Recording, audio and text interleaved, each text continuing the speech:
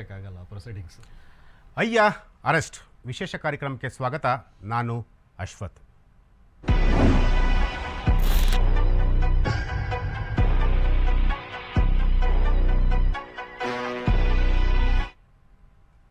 S, ಕಳೆದ 3-4 ದಿನಗಳಿಂದಲೂ ಕೂಡ ಸ್ಯಾಂಡಲ್ವುಡ್ನಲ್ಲಿ ಒಂದು ರೀತಿಯಲ್ಲಿ ಒಂದು ಗ್ರಹಣ ಮೂಡಿದೆ ಅಂದರೂ ಕೂಡ ತಪ್ಪಾಲಿಕ್ಕಿಲ್ಲ. ಯಾಕೆಂತಂದರೆ ಒಂದು ಕಡೆ ಸ್ಯಾಂಡಲ್ವುಡ್ನಲ್ಲಿ ಏನು ನಿವೇದಿತಾ ಹಾಗೆ ಚಂದನ್ ಶೆಟ್ಟಿ ಅವರ ಡಿವೋರ್ಸ್ ಪ್ರಕರಣ, ಮತ್ತೊಂದು ಕಡೆ ದೊಡ್ಡ ಮನೆಗೆ ಹೆಸರಾಗಿರುವಂತಹ ಏನು ಯುವರಾಜ್ ಕುಮಾರ್ ಅವರ ಒಂದು ಡಿವೋರ್ಸ್ ಪ್ರಕರಣ.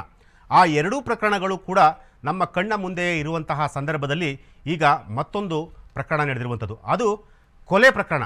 ಆ ಕೊಲೆ ಪ್ರಕರಣದಲ್ಲಿ ಸ್ಯಾಂಡಲ್ವುಡ್ನ ಸಾಕಷ್ಟು ಹೆಸರುವಾಸಿ ಪಡೆದಿರುವಂತಹ ನಟ ಅಂದರೆ ಚಾಲೆಂಜಿಂಗ್ ಸ್ಟಾರ್ ದರ್ಶನ್ ಅವರು ಆ ಒಂದು ಕೊಲೆ ಪ್ರಕರಣದಲ್ಲಿ ಈಗ ಅರೆಸ್ಟ್ ಆಗಿರುವಂಥದ್ದು.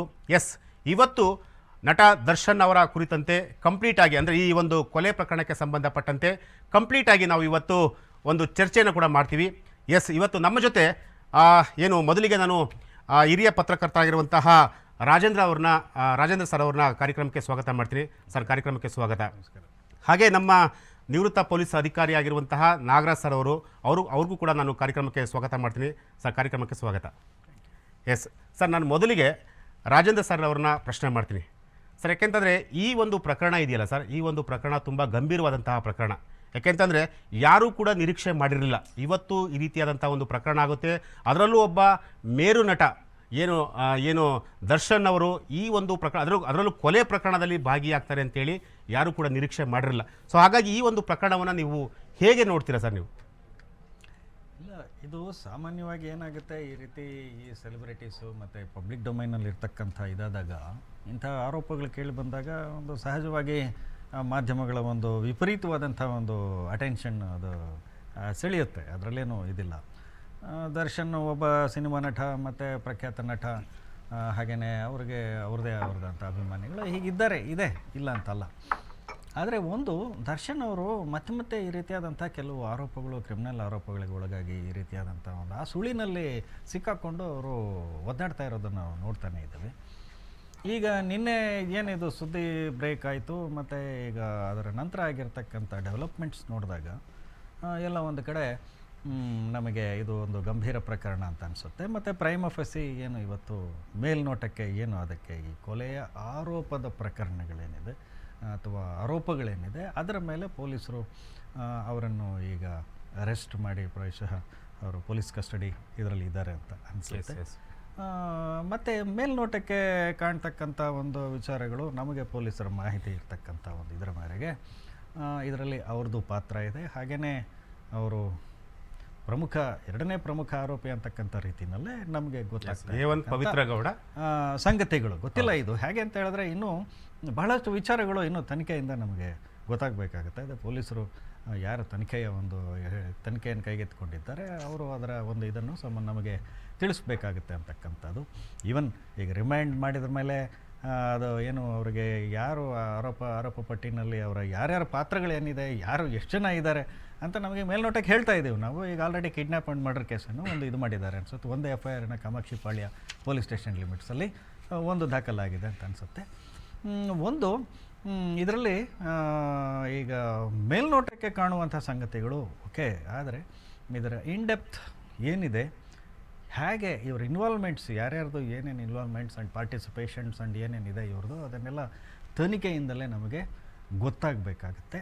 ಆದರೆ ಎಲ್ಲೋ ಒಂದು ಕಡೆ ಮೇಲ್ನೋಟಕ್ಕೆ ಈ ರೀತಿಯಾದಂಥ ಸಂಗತಿಗಳು ಕಂಡು ಬರ್ತಾ ಇರತಕ್ಕಂಥ ಹಿನ್ನೆಲೆಯಲ್ಲಿ ದರ್ಶನ್ ಈಗ ಒಂದು ಗಂಡಾಂತರದ ಒಂದು ಸುಳಿಯಲ್ಲಿ ಸಿಕ್ಕಾಕೊಂಡ್ರ ಅಂತ ಅನಿಸುತ್ತೆ ನನಗೆ. ಖಂಡಿತ ಸರ್. ಈಗ ನಾಗರಾಜ್ ಸರ್, ನೀವು ಕೂಡ ಹಲವಾರು ಕ್ರಿಮಿನಲ್ ಪ್ರಕರಣಗಳು ಕೂಡ ನೋಡಿರ್ತೀರ.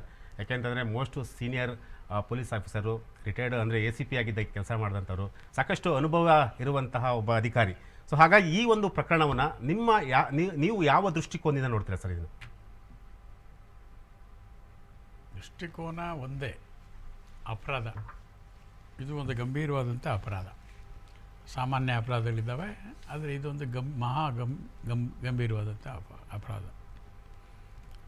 ಹೀನಸ್ ಕ್ರೈಮ್ ಅಂತ ನಾವು ಹೇಳ್ತೀವಿ. ನಾರ್ಮಲ್ಲಾಗಿ ಒಬ್ಬ ಸಾಮಾನ್ಯನು ಈ ಥರ ಒಂದು ಅಪರಾಧ ಮಾಡಿದರೆ ಜನ ಅಷ್ಟೊಂದು ಗಂಭೀರವಾಗಿ ತಗೊಳ್ಳಲ್ಲ. ಆದರೆ ಒಬ್ಬ ಸೆಲೆಬ್ರಿಟಿ ಮತ್ತು ತಿಳಿದು ಸಮಾಜಕ್ಕೆ ಒಂದು ಒಳ್ಳೆಯ ಅವರ ಮಾಡುವ ಕೆಲಸದ ಮುಖೇನ ಒಳ್ಳೆಯ ಒಂದು ಮೆಸೇಜ್ ಕೊಡ್ತಾ ಬಂದು ನಿಜ ಜೀವನದಲ್ಲಿ ಅದಕ್ಕೆ ಉಲ್ಟಾ ಹೌದು ಸರ್. ನಡ್ಕೊಂಡ್ರೆ ಆಗ ಜನಕ್ಕೆ ಒಂದು ರೀತಿ ನಂಬಿಕೆ ದ್ರೋಹ ಅಷ್ಟೇ ಅಲ್ಲ, ಒಂದು ರೀತಿ ಬೇಜಾರು ಬರುತ್ತೆ. ಸಮಾಜದಲ್ಲಿ ಈ ಥರ ಒಂದು ಮೇರು ನಟ ಅಥವಾ ಒಂದು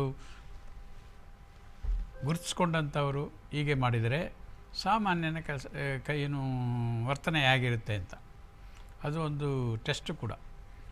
ಅದಕ್ಕೆ ಒಂದು ಪೊಸಿಷನ್ಗೆ ಹೋದ್ಮೇಲೆ ಗೋಡೆಗೆಲ್ಲ ಕಣ್ಣಿರುತ್ತೆ, ಮೈಯೆಲ್ಲ ಕಣ್ಣು ಮಾಡ್ಕೋಬೇಕು, ಗೋಡೆಗೆಲ್ಲ ಕಿವಿ ಇರುತ್ತೆ, ಮೈಯೆಲ್ಲ ಕಿವಿ ಮಾಡ್ಕೋಬೇಕು, ಯಾವುದೇ ಒಂದು ಸುದ್ದಿ ಬಂದರೆ ಅದನ್ನು ಗಂಭೀರವಾಗಿ ತಗೊಳ್ಬೇಕು, ಯಾವುದೇ ಒಂದು ನೋಡಿದರೆ ಅದನ್ನು ಗಂಭೀರವಾಗಿ ಪರಿಗಣಿಸಬೇಕು ಅಂತೇಳಿ.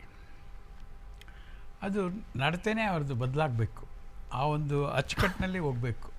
ಫ್ರೇಮ್ ಅಂತ ಹೇಳ್ತೀವಲ್ಲ, ಈಗ ನಾವು ಸ್ಟುಡಿಯೋದಲ್ಲಿ ಕೂತು ಫ್ರೇಮ್ಗೆ ಪಕ್ಕ ಹೋದರೆ ನಮ್ಮ ಫೋಟೋ ಬರಲ್ಲ. ಹಾಗೆ ಆ ಫ್ರೇಮ್ ಆಫ್ ಮೈಂಡು ಕಡ್ಡಾಯವಾಗಿ ಹಾಕ್ಕೊಳ್ಬೇಕು. ಅಂದರೆ ಲಕ್ಷ್ಮಣ ರೇಖೆಗಳು. ಹೌದು ಸರ್. ಇದು ಮಾಡಬೇಕು, ಇದು ಮಾಡಬಾರ್ದು, ಮಾಡಿದರೆ ನನ್ನ ತಪ್ಪಾಗತ್ತೆ ಅಂತ. ತಪ್ಪು ಅವರೊಬ್ಬರದೇ ಆಗಲ್ಲ. ಈಗ ನೋಡಿ, ಅವ್ರದ್ದೇ ಆದಂಥ ಲಕ್ಷಾಂತರ ಜನ ಫ್ಯಾನ್ ಫಾಲೋ ಇದ್ದಾರೆ, ಅವರೇನೂ ತಪ್ಪು ಮಾಡಿಲ್ಲ. ಹೌದು ಸರ್. ಆದರೆ ಅವ್ರಿಗೂ ಬೇಸರ ಬಂದಿದೆ. ಆಮೇಲೆ ಇನ್ನೊಂದು ವಿಚಾರ ಸರ್, ಇನ್ನೊಂದು ನಾಳೆ ದಿವಸ ಈ ಥರ ಆರ್ಗನೈಸೇಷನ್ಸು ನಾವು ಬಿಡಬೇಕಾ ಸರ್ಕಾರದವರು ಇಲ್ವಾ ಅನ್ನೋದನ್ನು ಕೂಡ ಪ್ರಶ್ನೆ ಮಾಡಬೇಕಾಗತ್ತೆ. ಖಂಡಿತ ಸರ್. ಯಾಕೆಂದರೆ ನಾಯಕ ಆಗಿರ್ತಾನೋ ಅವನ ಫಾಲೋಯರ್ಸ್, ಫ್ಯಾನ್ ಫಾಲೋ ಅಂತ ಹೇಳ್ತೀವಲ್ಲ, ಅಷ್ಟು ಜನ ಆಗಿರ್ತಾರೆ. ಈಗ ವೀರಪ್ಪನ ಸಹಚರರು ಅಂದರೆ ವೀರಪ್ಪನಿಗಿಂತದ್ದು ನಟೋರಿಯಸ್ ಫೆಲೋಸೆ. ಹೌದು ಸರ್. ಆದ್ದರಿಂದ ಹುಷಾರಾಗಿ ಈ ಥರದವರು ನಡ್ಕೊಳ್ಬೇಕು. ನಡ್ಕೊಳ್ಳೋದೇ ಅಷ್ಟಲ್ಲ, ಜೊತೆಗೆ ಒಂದು ದಂಡ ಕಟ್ಕೊಳ್ದೇನೋ ತಂಡ ಕಟ್ಕೊಳ್ತಾರಲ್ಲ, ಅದು ಕೂಡ ಹುಷಾರಾಗಿ ತಂಡದಲ್ಲಿ ಸೇರಬೇಕು. ಹಾಂ ಸರ್. ಅಂದರೆ ನೀವು ಹೇಳಿದ್ರಲ್ಲ ಸರ್, ಅವ್ರಿಗೆ ತುಂಬ ದೊಡ್ಡ ಮಟ್ಟದಲ್ಲಿ ಅಭಿಮಾನಿಗಳಿರ್ತಾರೆ. ನೀವು ನಂಬಲ್ಲ ಸರ್, ರಾಜ್ಕುಮಾರ್ ಅವ್ರನ್ನ ಬಿಟ್ಟರೆ ಅತಿ ಹೆಚ್ಚು ಅಭಿಮಾನಿಗಳನ್ನು ಹೊಂದಿರುವಂಥ ನಟ ಅಂತಂದರೆ ಅದು ದರ್ಶನ್ ಅಂತೇಳಿ. ಯಾಕೆಂದರೆ ನಾನು ಯಾವುದೋ ಒಂದು ಮ್ಯಾಗ್ಝಿನಲ್ಲಿ ಓದಿರೋವಂಥದ್ದು. ಅಂದರೆ ಅಷ್ಟರ ಮಟ್ಟಿಗೆ ಪಾಪ್ಯುಲಾರಿಟಿ ಇರುವಂತಹ ನಟ. ಸೊ ಸೆಲೆಬ್ರಿಟಿ ಅಂತ ಅಂತ ಅಂದ ತಕ್ಷಣ ಏನು ಬೇಕಾದರೂ ಮಾಡ್ಬೋದಾ? ಅದೇ ಭಾಳ ಮುಖ್ಯವಾದ ಪ್ರಶ್ನೆ. ಕಾನೂನಲ್ಲಿ ಹೇಳ್ತದೆ, ನಮ್ಮಲ್ಲಿರೋದು ಒಂದೇ ಒಂದು ಸೂಪರ್ ಕಾನೂನು, ಸಂವಿಧಾನ. ಸಂವಿಧಾನದಲ್ಲಿ ಅದರ ಅಡಿಯಲ್ಲಿ ರಚಿಸ್ತಕ್ಕಂಥವೇ ಎಲ್ಲ ಕಾನೂನುಗಳು. IPC ಆಗ್ಬೋದು, CRPC ಆಗ್ಬೋದು, ಸಿವಿಲ್ ಪ್ರೊಸೀಜರ್ ಕೋಡ್ ಆಗ್ಬೋದು, ಇನ್ಯಾವುದೆಲ್ಲ ಆಗಿರ್ಬೋದು, ಎಲ್ಲ ಕೂಡ ಅದರ ಅಡಿಯಲ್ಲಿ ಬರೋದು. ಆದರೆ ಒಂದು ಮಾತು ಹೇಳ್ತಾರೆ, nobody is above law. Nobody is above law. ಆದರೆ ಕೆಲವರಿಗೆ ಇಮ್ಯುನಿಟಿ ಇದೆ, so long as they are in the position. ಆ ಪೊಸಿಷನಿಂದ ಹಿಡಿದ ಮೇಲೆ ಅವರು ಸಾಮಾನ್ಯರೇ. ಇದು ಬ್ಯೂಟಿ ಆಫ್ ದಿ ಡೆಮೋಕ್ರಸಿ. ಹೌದು. ಇವನ್ ಯಾವುದೇ ಒಂದು ಸಾವರಿನ್ ಸ್ಟೇಟಲ್ಲಿ ಆ ಒಂದು ಪದ್ಧತಿ ಇರುತ್ತೆ. ಅದನ್ನು ಅರ್ಥ ಮಾಡ್ಕೊಂಡಿಲ್ವಲ್ಲ ಈ ಥರ ಒಂದು ಮೇರು ನಟ. ಇನ್ನು ಸಾಮಾನ್ಯರ ಗತಿ ಏನು? ನಮ್ಮ ದೇಶದ ಒಂದು ಇದನ್ನು ತುಲನೆ ಮಾಡಿದರೆ, ನಮ್ಮ ಜನರ ನಾಗರಿಕತೆಯನ್ನು ಒಂದು ತುಲನೆ ಮಾಡಿದರೆ, ಅನಾದಿ ಕಾಲದಿಂದ ಕೂಡ ನಾವು ನ್ಯಾಯನ ಪಾಲನೆ ಮಾಡ್ಕೊಂಡ್ಬಂದವರು. ಈಗಾದರೆ ನಮಗೆ 70 ವರ್ಷದಿಂದ ಈಚೆ, 25 ವರ್ಷದಿಂದ ಈಚೆ ನಮಗೆ ಸ್ವಾತಂತ್ರ್ಯ ಬಂದಿದೆ. ಅಲ್ಲಿವರೆಗೂ ನಾವು ಏನೋ ಬೇರೆಯವರ ಅಧೀನದಲ್ಲಿ ಇದ್ದಂಥವರು. ಸ್ವಾತಂತ್ರ್ಯದ ಅರ್ಥನೇ ಗೊತ್ತಿರಲಿಲ್ಲ ನಮಗೆ. ಆಗಿರಬೇಕಾದ್ರೆ ಅದನ್ನು ಉಳಿಸ್ಕೊಂಡು ಬೆಳೆಸ್ಕೊಂಡು ಹೋಗ್ಬೇಕಾದ್ರೆ ಪ್ರತಿಯೊಬ್ಬರು ಜವಾಬ್ದಾರಿಯುತವಾಗಿ ನಡ್ಕೊಳ್ಬೇಕು. ಅದು ಹೆಚ್ಚಿನ ಜವಾಬ್ದಾರಿ ಇದೆ ಅಂತ ಜನ ಕೊಟ್ಟ ಮೇಲೆ ಆ ಜವಾಬ್ದಾರಿನ, ಇದು ಜನ ಕೊಟ್ಟಂಥ ಜವಾಬ್ದಾರಿ ಏನು, ಕೋಟ್ಯಾಂತರ ಜನ ಕೊಟ್ಟಂಥ ಜವಾಬ್ದಾರಿ. ನೀವು ಎಲ್ಲೂ ಅಪ್ಲಿಕೇಶನ್ ಹಾಕಿರಲಿಲ್ಲ ನನಗೆ ಈ ಜವಾಬ್ದಾರಿ ಕೊಡಿ ಅಂತ. ನೀವು ಸಂಪಾದನೆ ಮಾಡಿದಿರಿ ಕಷ್ಟಪಟ್ಟು ದುಡಿದು ಒಂದು ಉದ್ದಿಮೆಯಲ್ಲಿ. ಆ ಒಂದು ಇದನ್ನು ಒಂದು ಗಾಜಿನ ಚೂರು ಥರ, ಇದು ಗ್ಲಾಸ್ ಥರ ಹೊಡೆದಾಕ್ಬಿಟ್ರೆ ಚೂರುಗಳಾದಮೇಲೆ ಗಾಜಿನ ಕೂಡ್ಸೋಕ್ಕಾಗತ್ತೇನಾ ನೋಡಿ. ಆದ್ದರಿಂದನೇ ಈ ಒಂದು ಪೊಸಿಷನ್ಗೆ ಹೋದ್ಮೇಲೆ ಆ ಪೊಸಿಷನ್ದು ಜೊತೆಗೆ ಅವ್ರದ್ದು ಎರಡದ್ದು ರಕ್ಷಣೆ ಮಾಡ್ಕೊಂಡು ಹೋಗ್ಬೇಕು. ಹೌದು. ಇದು ಸಾಮಾನ್ಯ ಕೆಲಸ ಅಲ್ಲ. ನಾವು ನೋಡಿದ್ವಿ, ನೀವು ಮೇರು ನಟ ರಾಜ್ಕುಮಾರ್ ಅವ್ರನ್ನ ಉದಾಹರಣೆ ತಗೊಂಡ್ರಿ. ಅದೇ ಥರ ನಾನು ಹತ್ತಿರದಿಂದ ಬಲ್ಲವನಾದ್ದರಿಂದ ಡಾಕ್ಟರ್ ವಿಷ್ಣುವರ್ಧನ್ ಹೇಳ್ಬೋದು. ಎಂಥ ಒಂದು ಹಂಬಲ್ ಬಿಹೇವಿಯರು. ಹೌದು ಸರ್, ಖಂಡಿತ. ಸಾಮಾನ್ಯವಾಗಿ ಅವರ ಒಂದು ಪೊಸಿಷನ್ಗೆ ಇವರೇ ಹೋದರೆ ನಾಳೆ ನನಗನ್ಸುತ್ತೆ ಏನು ಆಗ್ಬೋದಪ್ಪ ಅಂತ ಭಯ. ನೋಡಿ, ಅಷ್ಟಿದ್ರೂ ಕೂಡ ಅವರು ಯಾರನ್ನೂ ಕೂಡ ಏನು ಹೀಯಾಳಿಸ್ತಿರ್ಲಿಲ್ಲ, ಹೀಯಾಳಿಸ್ತಿರ್ಲಿಲ್ಲ. ಅವ್ರ ಬಗ್ಗೆ ಪ್ರತಿಯೊಬ್ಬರನ್ನು ತುಚ್ಛವಾಗಿ ಮಾತಾಡ್ತಿರ್ಲಿಲ್ಲ. ಗಂಭೀರವಾಗಿ ತಗೊಳ್ಳೋರು. ಅವರು ನನಗಿಂತ ದೊಡ್ಡವರು ಅಂತ ತಗೊಳ್ತಾ ಇದ್ರು. ಹೌದು ಸರ್. ಯಾಕೆಂದರೆ ನಾನು ಅವ್ರ ಜೊತೆ ವೈಯಕ್ತಿಕವಾಗಿ ಸಾಕಷ್ಟು ಸಾರಿ ಒಂದು ಸಂಭಾಷಣೆ ಮಾಡಿದ್ದೀನಿ. ನನ್ನ ಕಚೇರಿಗೆ ಬರ್ತಾಯಿದ್ರು. ಆಫ್ಟರ್ ಆಲ್ ನಾನೊಂದು ACP ಇದ್ದೆ ಜಯನಗರ, ಏನು ಮೈಕಲ್ ರೋಡ್ ಪೊಲೀಸ್ ಸ್ಟೇಷನ್ ಅವ್ರ ಮನೆ ಏರಿಯಾದಲ್ಲಿ. ಯಾವುದೋ ಸುಮ್ಮನೆ ಒಂದು ಕೆಲಸಕ್ಕೆ ಬಂದಾಗ ಹೀಗೆ ಕೂಲಾಗಿ ನಮ್ಮ ಆಫೀಸಲ್ಲಿ ಕೂತು ಮಾತಾಡಿದರು. ಅವರು ಇನ್ನೇನು ಅಂತಿಮ ದಿನಗಳಲ್ಲಿ ಕೂಡ ಒಂದು ದಿವಸ ಮುಂಚೆ ನನ್ನ ಹತ್ರ ಮಾತಾಡಿದ್ದಾರೆ 45 ನಿಮಿಷಗಳ ಕಾಲ. ಹೌದು ಸರ್. ನನಗೆ ಅನಿಸ್ತು, ಅಂಥವ್ರನ್ನ ದೇವರು ಬೇಗ ಕರ್ಕೊಂಡ್ಬಿಟ್ನಲ್ಲಪ್ಪ ಅಂತ ನನಗೆ ಬೇಜಾರಾಯಿತು. ಅಫ್ಕೋರ್ಸ್ ಆಮೇಲೆ ಬಿಡಿ ವಿಧಿ. ಆದರೆ ನಾವು ಯಾಕೆ ಇವತ್ತು ಈ ಮಾತು ಹೇಳ್ತಾ ಇದ್ದೀವಿ?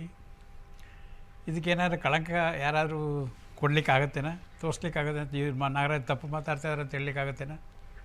ಆ ರೀತಿ ನಡ್ಕೋಬೇಕಾದ್ರೆ ಎಷ್ಟು ಕಷ್ಟ ಬಿದ್ದಿರ್ಬೋದು ಅವರು. ಈ ದುಡ್ಡು ಇರಲಿ ಬಿಡಲಿ, ಸಿನಿಮಾ ಇರಲಿ ಬಿಡಲಿ, ಎಲ್ಲವನ್ನು ಸಮತೋಲನವಾಗಿ ತಕ್ಕೊಂಡು ಮುಂದೆ ನಡೆದಂಥವ್ರು. ಆಮೇಲೆ ಸರ್ ಇನ್ನೊಂದು ವಿಚಾರ, ದರ್ಶನ್ ಕೂಡ ಅಂದರೆ ಏಕದಮ್ ಅವರಿಗೆ ಪಾಪ್ಯುಲಾರಿಟಿ ಸಿಕ್ಕಿಲ್ಲ. ಯಾಕಂದರೆ ಅವರು ಕೂಡ ತೂಗುದೀಪ ದರ್ಶನ್ ಅವರ ಮಗ ಕೂಡ. ಸೊ ಹಾಗಾಗಿ ಅವರ ತಂದೆ ಸಾಕಷ್ಟು ಸಿನಿಮಾಗಳನ್ನು ಕೂಡ ಮಾಡಿದರು. ಸಿನಿಮಾಗಳನ್ನು ಮಾಡಿದರೂ ಕೂಡ ಅವ್ರಿಗೆ ಏಕದಮ್ ಹೀರೋ ಆಗಿ ಚಾನ್ಸ್ ಸಿಕ್ಕಿರಲಿಲ್ಲ. ಅವರು ಒಂದಷ್ಟು ಸಿನಿಮಾಗಳಲ್ಲಿ ಕಳನಟರಾಗಿ ಕೆಲಸ ಮಾಡಿದ್ರು. ಅದಾದ ನಂತರ ಏನು ಲೈಟ್ ಬಾಯ್ ಕೆಲಸ ಮಾಡಿದ್ರು. ಅದಾದಮೇಲೆ ಮೆಜೆಸ್ಟಿಕ್ ಸಿನಿಮಾ ಮೂಲಕ ಅವರು ಹೀರೋ ಆಗಿದ್ದು. ಸೊ ಇಷ್ಟು ಅಂದರೆ ಎಲ್ಲೋ ಒಂದು ಕಡೆ ಅವರು ತಳಮಟ್ಟದಿಂದ ಬೆಳೆದು ಬಂದಂಥ ನಟ. ಆದರೆ ಇವತ್ತು ಎಲ್ಲವೂ ಇದೆ ಅಂತಂತೇಳಿ ಅವ್ರಿಗೆ ಮನಸ್ಸಿಗೆ ಬಂದಂತೆ, ನೀವು ನಂಬಲ್ಲ ಸರ್, ಲಿಟ್ರಲಿ ಅವ್ರ ಮೇಲೆ 6 ರಿಂದ 7 ಕೇಸ್ಗಳು ಕೂಡ ಇಲ್ಲಿವರೆಗೂ ನಮ್ಗೆ ಗೊತ್ತಾಗಿರೋಂಥದ್ದು. ಅಂದರೆ ಅವ್ರ ಮೇಲೆ, ಅಂದರೆ ಅವರು ಯಾರ ಮೇಲೆ ಕುಡಿದ ಕ್ಷಣದಲ್ಲಿ ಏನು ಬೇಕಾದರೂ ಮಾಡ್ತಾರೆ. ಸೊ ಯಾಕೆ ಈ ಥರದ ಮನಸ್ಥಿತಿ? ಅಂದರೆ ಒಬ್ಬ ನಟನಿಗೆ, ಯಾಕೆಂದರೆ ಅವ್ರ ತಂದೆ ಕೂಡ ಒಬ್ಬ ಒಳ್ಳೆಯ ನಟ, ಸೊ ಇಂಡಸ್ಟ್ರಿಯಲ್ಲಿ ಸಾಕಷ್ಟು ಹೆಸರನ್ನ ಮಾಡಿದಂಥ ನಟ. ಸೊ ಅಂಥ ನಟರ ಮಕ್ಕಳು ಯಾಕೆ ಈ ರೀತಿಯಾದಂಥ ಒಂದು ಬೆಳವಣಿಗೆ ಯಾಕೆ ಅಂತ ನೋಡಿ. ಅವರ ತಂದೆಯವರ ಕಾಲದಲ್ಲಿ ಸಂಭಾವನೆ ಎಷ್ಟು? ಎಸ್ ಸರ್, ಖಂಡಿತ ಸರ್. ಈಗ ಎಷ್ಟು? ಇದೇ ವ್ಯತ್ಯಾಸ. ಇಲ್ಲ, ಒಂದು ಈ ಡಿಸಿಪ್ಲಿನ್ಸು, ಸೆಲ್ಫ್ ಡಿಸಿಪ್ಲಿನ್ಸು ಅವೆಲ್ಲ ನಾವು ಹಂಗೆಲ್ಲ ಒಬ್ಬರಿಂದ ಒಬ್ಬರಿಗೆ ಹೇಳಿಸ್ಕೊಂಡ್ರೆ ಬರ್ತಕ್ಕಂಥ ಹಾಂ ಸರ್, ಅದು ಮೈಗೂಡಿಸ್ಕೋಬೇಕು. ಇಟ್ ಶುಡ್ ಇನ್ಬಾರ್ನ್ ಅದು. ಈಗ ಎಂಥ ನಟರು, ಎಂಥ ಇವರು, ಅವರೆಲ್ಲ ಅವರೇ ಸ್ವಯಂ ಶಿಸ್ತು. ಅಲ್ಲ, ನಾನು ಯಾಕೆ ಈ ಪ್ರಶ್ನೆ ಕೇಳಿದೆ ಅಂತಂದರೆ ಸರ್, ರಾಜ್ಕುಮಾರ್ ಅವರ ಮಕ್ಕಳು ಇವತ್ತು ಕೂಡ ಶಿವರಾಜ್ ಕುಮಾರ್ ಆಗಿರ್ಬೋದು, ರಾಘವೇಂದ್ರ ರಾಜ್ಕುಮಾರ್ ಆಗಿರ್ಬೋದು, ಅಥವಾ ಪುನೀತ್ ರಾಜ್ಕುಮಾರ್ ಆಗಿರ್ಬೋದು, ಅವರೆಲ್ಲರೂ ಕೂಡ ಎಲ್ಲೂ ಕೂಡ ಒಂದು ಸಭ್ಯತೆಯನ್ನು ಮೀರಿ ಎಲ್ಲೂ ಕೂಡ ನಡ್ಕೊಂಡಿಲ್ಲ. ಅಲ್ಲ, ಅದೊಂದೇ ಅಲ್ಲ. ಈಗ ಅದಕ್ಕೆ ಹೇಳೋದು ಸಂಸ್ಕೃತಿ, ಕಲ್ಚರ್, ಮತ್ತು ಅದು ಬೈ ಫ್ಯಾಮಿಲಿ ಹೇಗೆ ಬರುತ್ತೆ ಅಂತಕ್ಕಂಥದ್ದು. Yes sir.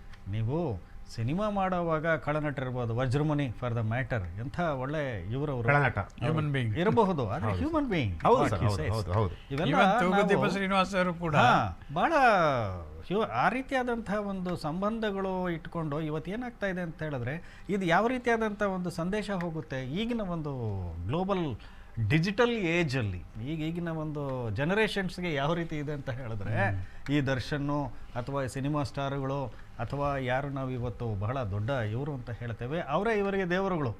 ಹಾಗಾಗಿ ಇವರ ಒಂದು ಹೆಜ್ಜೆ ಮತ್ತು ಅವರ ಒಂದು ವರ್ತನೆ ಏನಿದೆ, ಬಿಹೇವಿಯರ್ ಏನಿದೆ ಪಬ್ಲಿಕ್ಕಲ್ಲಿ, ಇದು ಬಹಳ ಸೂಕ್ಷ್ಮ ಅದನ್ನು ಅರ್ಥ ಮಾಡ್ಕೊಳ್ಳದೆ ಇದ್ದರೆ, ಆ್ಯಸ್ ಇಫ್ ಯು ಆರ್ ಏನು we have fallen from the sky ಅಂತಕ್ಕಂಥ ರೀತಿಯಲ್ಲಿ ಇವರೇನಾದರೂ ಬಿಹೇವ್ ಮಾಡಿದರೆ, ಅದರ ಒಂದು direct effects, not even cascading effects, direct effects, ಇದು ಬಹಳ ಒಂದು ಸಮಾಜಕ್ಕೆ ಒಂದು ರೀತಿಯಾದಂಥ ಒಂದು ಕಳಂಕ ಅಂತ ನಾವು ಹೇಳಬೇಕಾಗುತ್ತೆ. ಖಂಡಿತ ಸರ್. ಬಹಳ ಜೋಪಾನದಿಂದ ಅವರು ಒಂದು ಶಿಸ್ತಿಗೆ ಒಳಪಡಬೇಕಾಗತ್ತೆ. ಮತ್ತು ಇವೆಲ್ಲ ಮೊರಾಲಿಟಿ ಅಂತಕ್ಕಂಥದ್ದು ಇವತ್ತೆಲ್ಲ ಪುಸ್ತಕಗಳಲ್ಲಿ ನಾವು ಓದ್ತಕ್ಕಂಥದ್ದು ಅಲ್ಲ. ಸಂದೇಶ ಕೊಡಬೇಕಾಗಿದ್ರು ಅಥವಾ ಸಿನಿಮಾನಲ್ಲಿ ನೀವು ದೊಡ್ಡದಾಗಿ ಒಂದು ಆದರ್ಶಪ್ರಾಯವಾದಂಥ ಒಂದು ಕ್ಯಾರೆಕ್ಟರ್ ಮಾಡ್ತಕ್ಕಂಥದ್ದಲ್ಲ. ಇದರಿಂದ ಆದಂಥ ಒಂದು ಇದೇನು ಈಗ effect, I am not talking about the merits of this case, but in total ಈ ರೀತಿಯಾದಂಥ ಒಬ್ಬ ದೊಡ್ಡ ಸಿನಿಮಾ ಸ್ಟಾರು ಒಂದು ಮರ್ಡರ್ ಕೇಸಲ್ಲಿ ಒಂದು ಮೇಜರ್ ಅಲಿಗೇಷನ್ಸನ್ನು ಎದುರಿಸ್ತಾ ಇದ್ದಾನೆ ಅಂತ ಹೇಳಿದ್ರೆ, what is the bad message and impact on the society of Karnataka, particularly the youngsters, those who are in between 12 to 35 years. ಇದನ್ನು ನಾವು ಯೋಚನೆ ಮಾಡಬೇಕು. ಮಾಧ್ಯಮದಲ್ಲಿರ್ತಕ್ಕಂಥವ್ರಾಗಲಿ, ಸಾರ್ವತ್ರಿಕವಾಗಿರ್ತಕ್ಕಂಥವ್ರಾಗಲಿ, ನಾವು ಅದು ಬಿಡಿ, ಆ ಕೇಸ್ನಲ್ಲಿರ್ತಕ್ಕಂಥ ಒಂದು ಮೆರಿಟ್ಸ್ ಆಗಲಿ ಅಥವಾ ಇನ್ವೆಸ್ಟಿಗೇಷನ್ ಆಗುತ್ತೆ, ಇನ್ವೆಸ್ಟಿಗೇಷನ್ ಆದರೆ ಕೇಸ್ ಇದ್ದರೆ ಅವರು ಚಾರ್ಜ್ ಶೀಟ್ ಹಾಕ್ತಾರೆ, ಮತ್ತು ಅದೆಲ್ಲ ಪ್ರೊಸೀಡಿಂಗ್ಸು ಅದು ಆಸ್ ಪರ್ ದಿ ಲಾ ಆಗುತ್ತೆ. ಬಟ್ ಈ ರೀತಿಯಾದಂಥ ಒಂದು ಸಿನಿಮಾ ರಂಗದಲ್ಲಿರ್ತಕ್ಕಂಥ ಒಬ್ಬ, ನೀವೇ ಹೇಳಿದ್ರಿ ನೆಕ್ಸ್ಟು ರಾಜ್ಕುಮಾರ್ ಅನ್ನೋ ರೀತಿಯಲ್ಲಿ ನೀವು ಹೇಳ್ತಾ ಇದ್ದೀರಾ, ಇಂಥ ಒಬ್ಬ ನಟ ಈ ರೀತಿಯಾದಂಥ ಒಂದು ಇದರಲ್ಲಿ ಸಿಕ್ಕಾಕೊಂಡ್ರೆ ಜನತೆ ಮೇಲೆ ಆಗುವಂಥ ಒಂದು ಕೆಟ್ಟ ಪರಿಣಾಮ ಏನು ಅಂತ, ಅದ್ರ ಬಗ್ಗೆ ನಾವು ಗಂಭೀರವಾಗಿ ಆಲೋಚನೆ ಮಾಡಬೇಕು. ಖಂಡಿತ ಸರ್, ಖಂಡಿತ. ಆಮೇಲೆ ಇನ್ನೊಂದು sir, Nagaraj sir, Darshan arrest ಆಗಿದ್ದಾರೆ. ಅರೆಸ್ಟ್ ಆಗಿ ಆತ ಏನು JCಯಲ್ಲಿರುವಂಥ ಅಂದರೆ ಪೊಲೀಸ್ ಕಸ್ಟಡಿಯಲ್ಲಿರುವಂಥದ್ದು. ಪೊಲೀಸ್ ಕಸ್ಟಡಿಯಲ್ಲಿ ಇದ್ದರೂ ಕೂಡ ಅವರ ಒಂದು ಅಭಿಮಾನಿಗಳ ವರ್ಗ ಏನಿದೆಯೋ ಕಂಪ್ಲೀಟಾಗಿ ಸೋಷಿಯಲ್ ಮೀಡಿಯಾದಲ್ಲಿ ಇವತ್ತು ಕೂಡ ಜೈ ಡಿ ಬಾಸ್ ಈ ರೀತಿಯಾದಂಥ ಒಂದು ವಾತಾವರಣ ಸೋಷಿಯಲ್ ಮೀಡಿಯಾದಲ್ಲಿ ನಿರ್ಮಾಣ ಆಗಿದೆ. ಅಂದರೆ ಇವರು ಯಾವ ರೀತಿಯಾಗಿ ಯೋಚನೆ ಮಾಡ್ತಾರೆ, ಅವನು ಕೊಲೆ ಪ್ರಕರಣದಲ್ಲಿ ಒಬ್ಬ ಆರೋಪಿ ಆಗಿದ್ದಾನೆ, ಪೊಲೀಸ್ ಕಸ್ಟಡಿಯಲ್ಲಿದ್ದಾನೆ. ಸೊ ಆದರೂ ಕೂಡ ಅವರ ಅಭಿಮಾನಿಗಳು ಈ ರೀತಿಯಾಗಿ ಸೋಷಿಯಲ್ ಮೀಡಿಯಾದಲ್ಲಿ ಜೈ ಡಿ ಬಾಸ್ ಅಂತ ಹಾಕೊಂಡು ಕೂತ್ಕೊಂಡ್ರೆ ಏನು ಮೆಸೇಜ್ ಕೊಡೋದಕ್ಕೆ ಕೊಟ್ಟಿದ್ದಾರೆ ಅಂತ ಸರ್? ಏನು ಮೆಸೇಜ್ ಕೊಡೋಕ್ಕೆ ಹೋಗಿದ್ದಾರೆ ಅಂದರೆ ಅವರು ಕೂಡ ಪಾರ್ಟ್ ಆಫ್ ದಿಸ್ ಕ್ಯಾರೆಕ್ಟರ್ ಅಂತ ತೋರಿಸ್ತಾ ಇದ್ದಾರೆ ಅಷ್ಟೇ, ಇನ್ನೇನಿಲ್ಲ. ಯಾಕೆಂದರೆ ಈ ಥರದ ವಿಷಯದಲ್ಲಿ ಶೇರ್ ತೊಗೊಳಕ್ಕಾಗುತ್ತೇನಾ? ನಾಳೆ ಅವರಿಗೆ ಪಾಸೆ ಆಗುತ್ತೆ ಅಂತ ಇಟ್ಕೊಳ್ಳಿ, ಇವ್ರಿಗೂ ಪಾಸೆ ಹಾಕ್ಬೇಕಾ? ಅದನ್ನು ಯೋಚನೆ ಮಾಡಬೇಕು. ಯಾಕೆಂದರೆ ಇಲ್ಲಿ ಗುರುತರವಾದಂಥ ಒಂದು ಅಪರಾಧ ಮಾಡಿದ್ದಾರೆ, ಒಂದು ಜೀವ ತೆಗೆದಿದ್ದಾರೆ. ಹೌದು, ಜೀವ ಕೊಡಲಿಕ್ಕೆ ಇವರಿಗೆ ಶಕ್ತಿ ಇಲ್ಲ, ಅದೇ ಥರ ತೆಗಿಲಿಕ್ಕೂ ಅಧಿಕಾರ ಇಲ್ಲ. ಅದು ಯಾವ ರೀತಿ ನೋಡಿ, ಸಿಸ್ಟಮ್ಯಾಟಿಕ್ಕಾಗಿ well engineered. Yes sir. Cause ಏನೋ ಒಂದು ಮೆಸೇಜ್ ಹಾಕಿದ್ದಾರೆ ಅಂತ ಯಾರಿಗೆ? ಮೆಸೇಜ್ ಅವ್ರ ಪ್ಯಾರಮರ್ಗೆ. ಹೌದು. ಏನೋ ದೊಡ್ಡ ಅಪರಾಧವಾ ಇದೇ ಆಯಿತು, ಆ ದೊಡ್ಡ ಅಪರಾಧ ಅಂತ ಅಷ್ಟೊಂದು ನೀವು ಮನಸ್ಸಿಗೆ ಬೇಜಾರಾಗಿದೆ, ನೀವು ದೂರ ಕೊಡ್ಬೋದಾಗಿತ್ತು. ಅವ್ರಿಗೆ ಒಳಗಡೆ ಆಗ್ತಿದ್ರು, ಕಾನೂನು ಪ್ರಕಾರ ಕ್ರಮ ಜರುಗಿಸ್ತಿದ್ರು.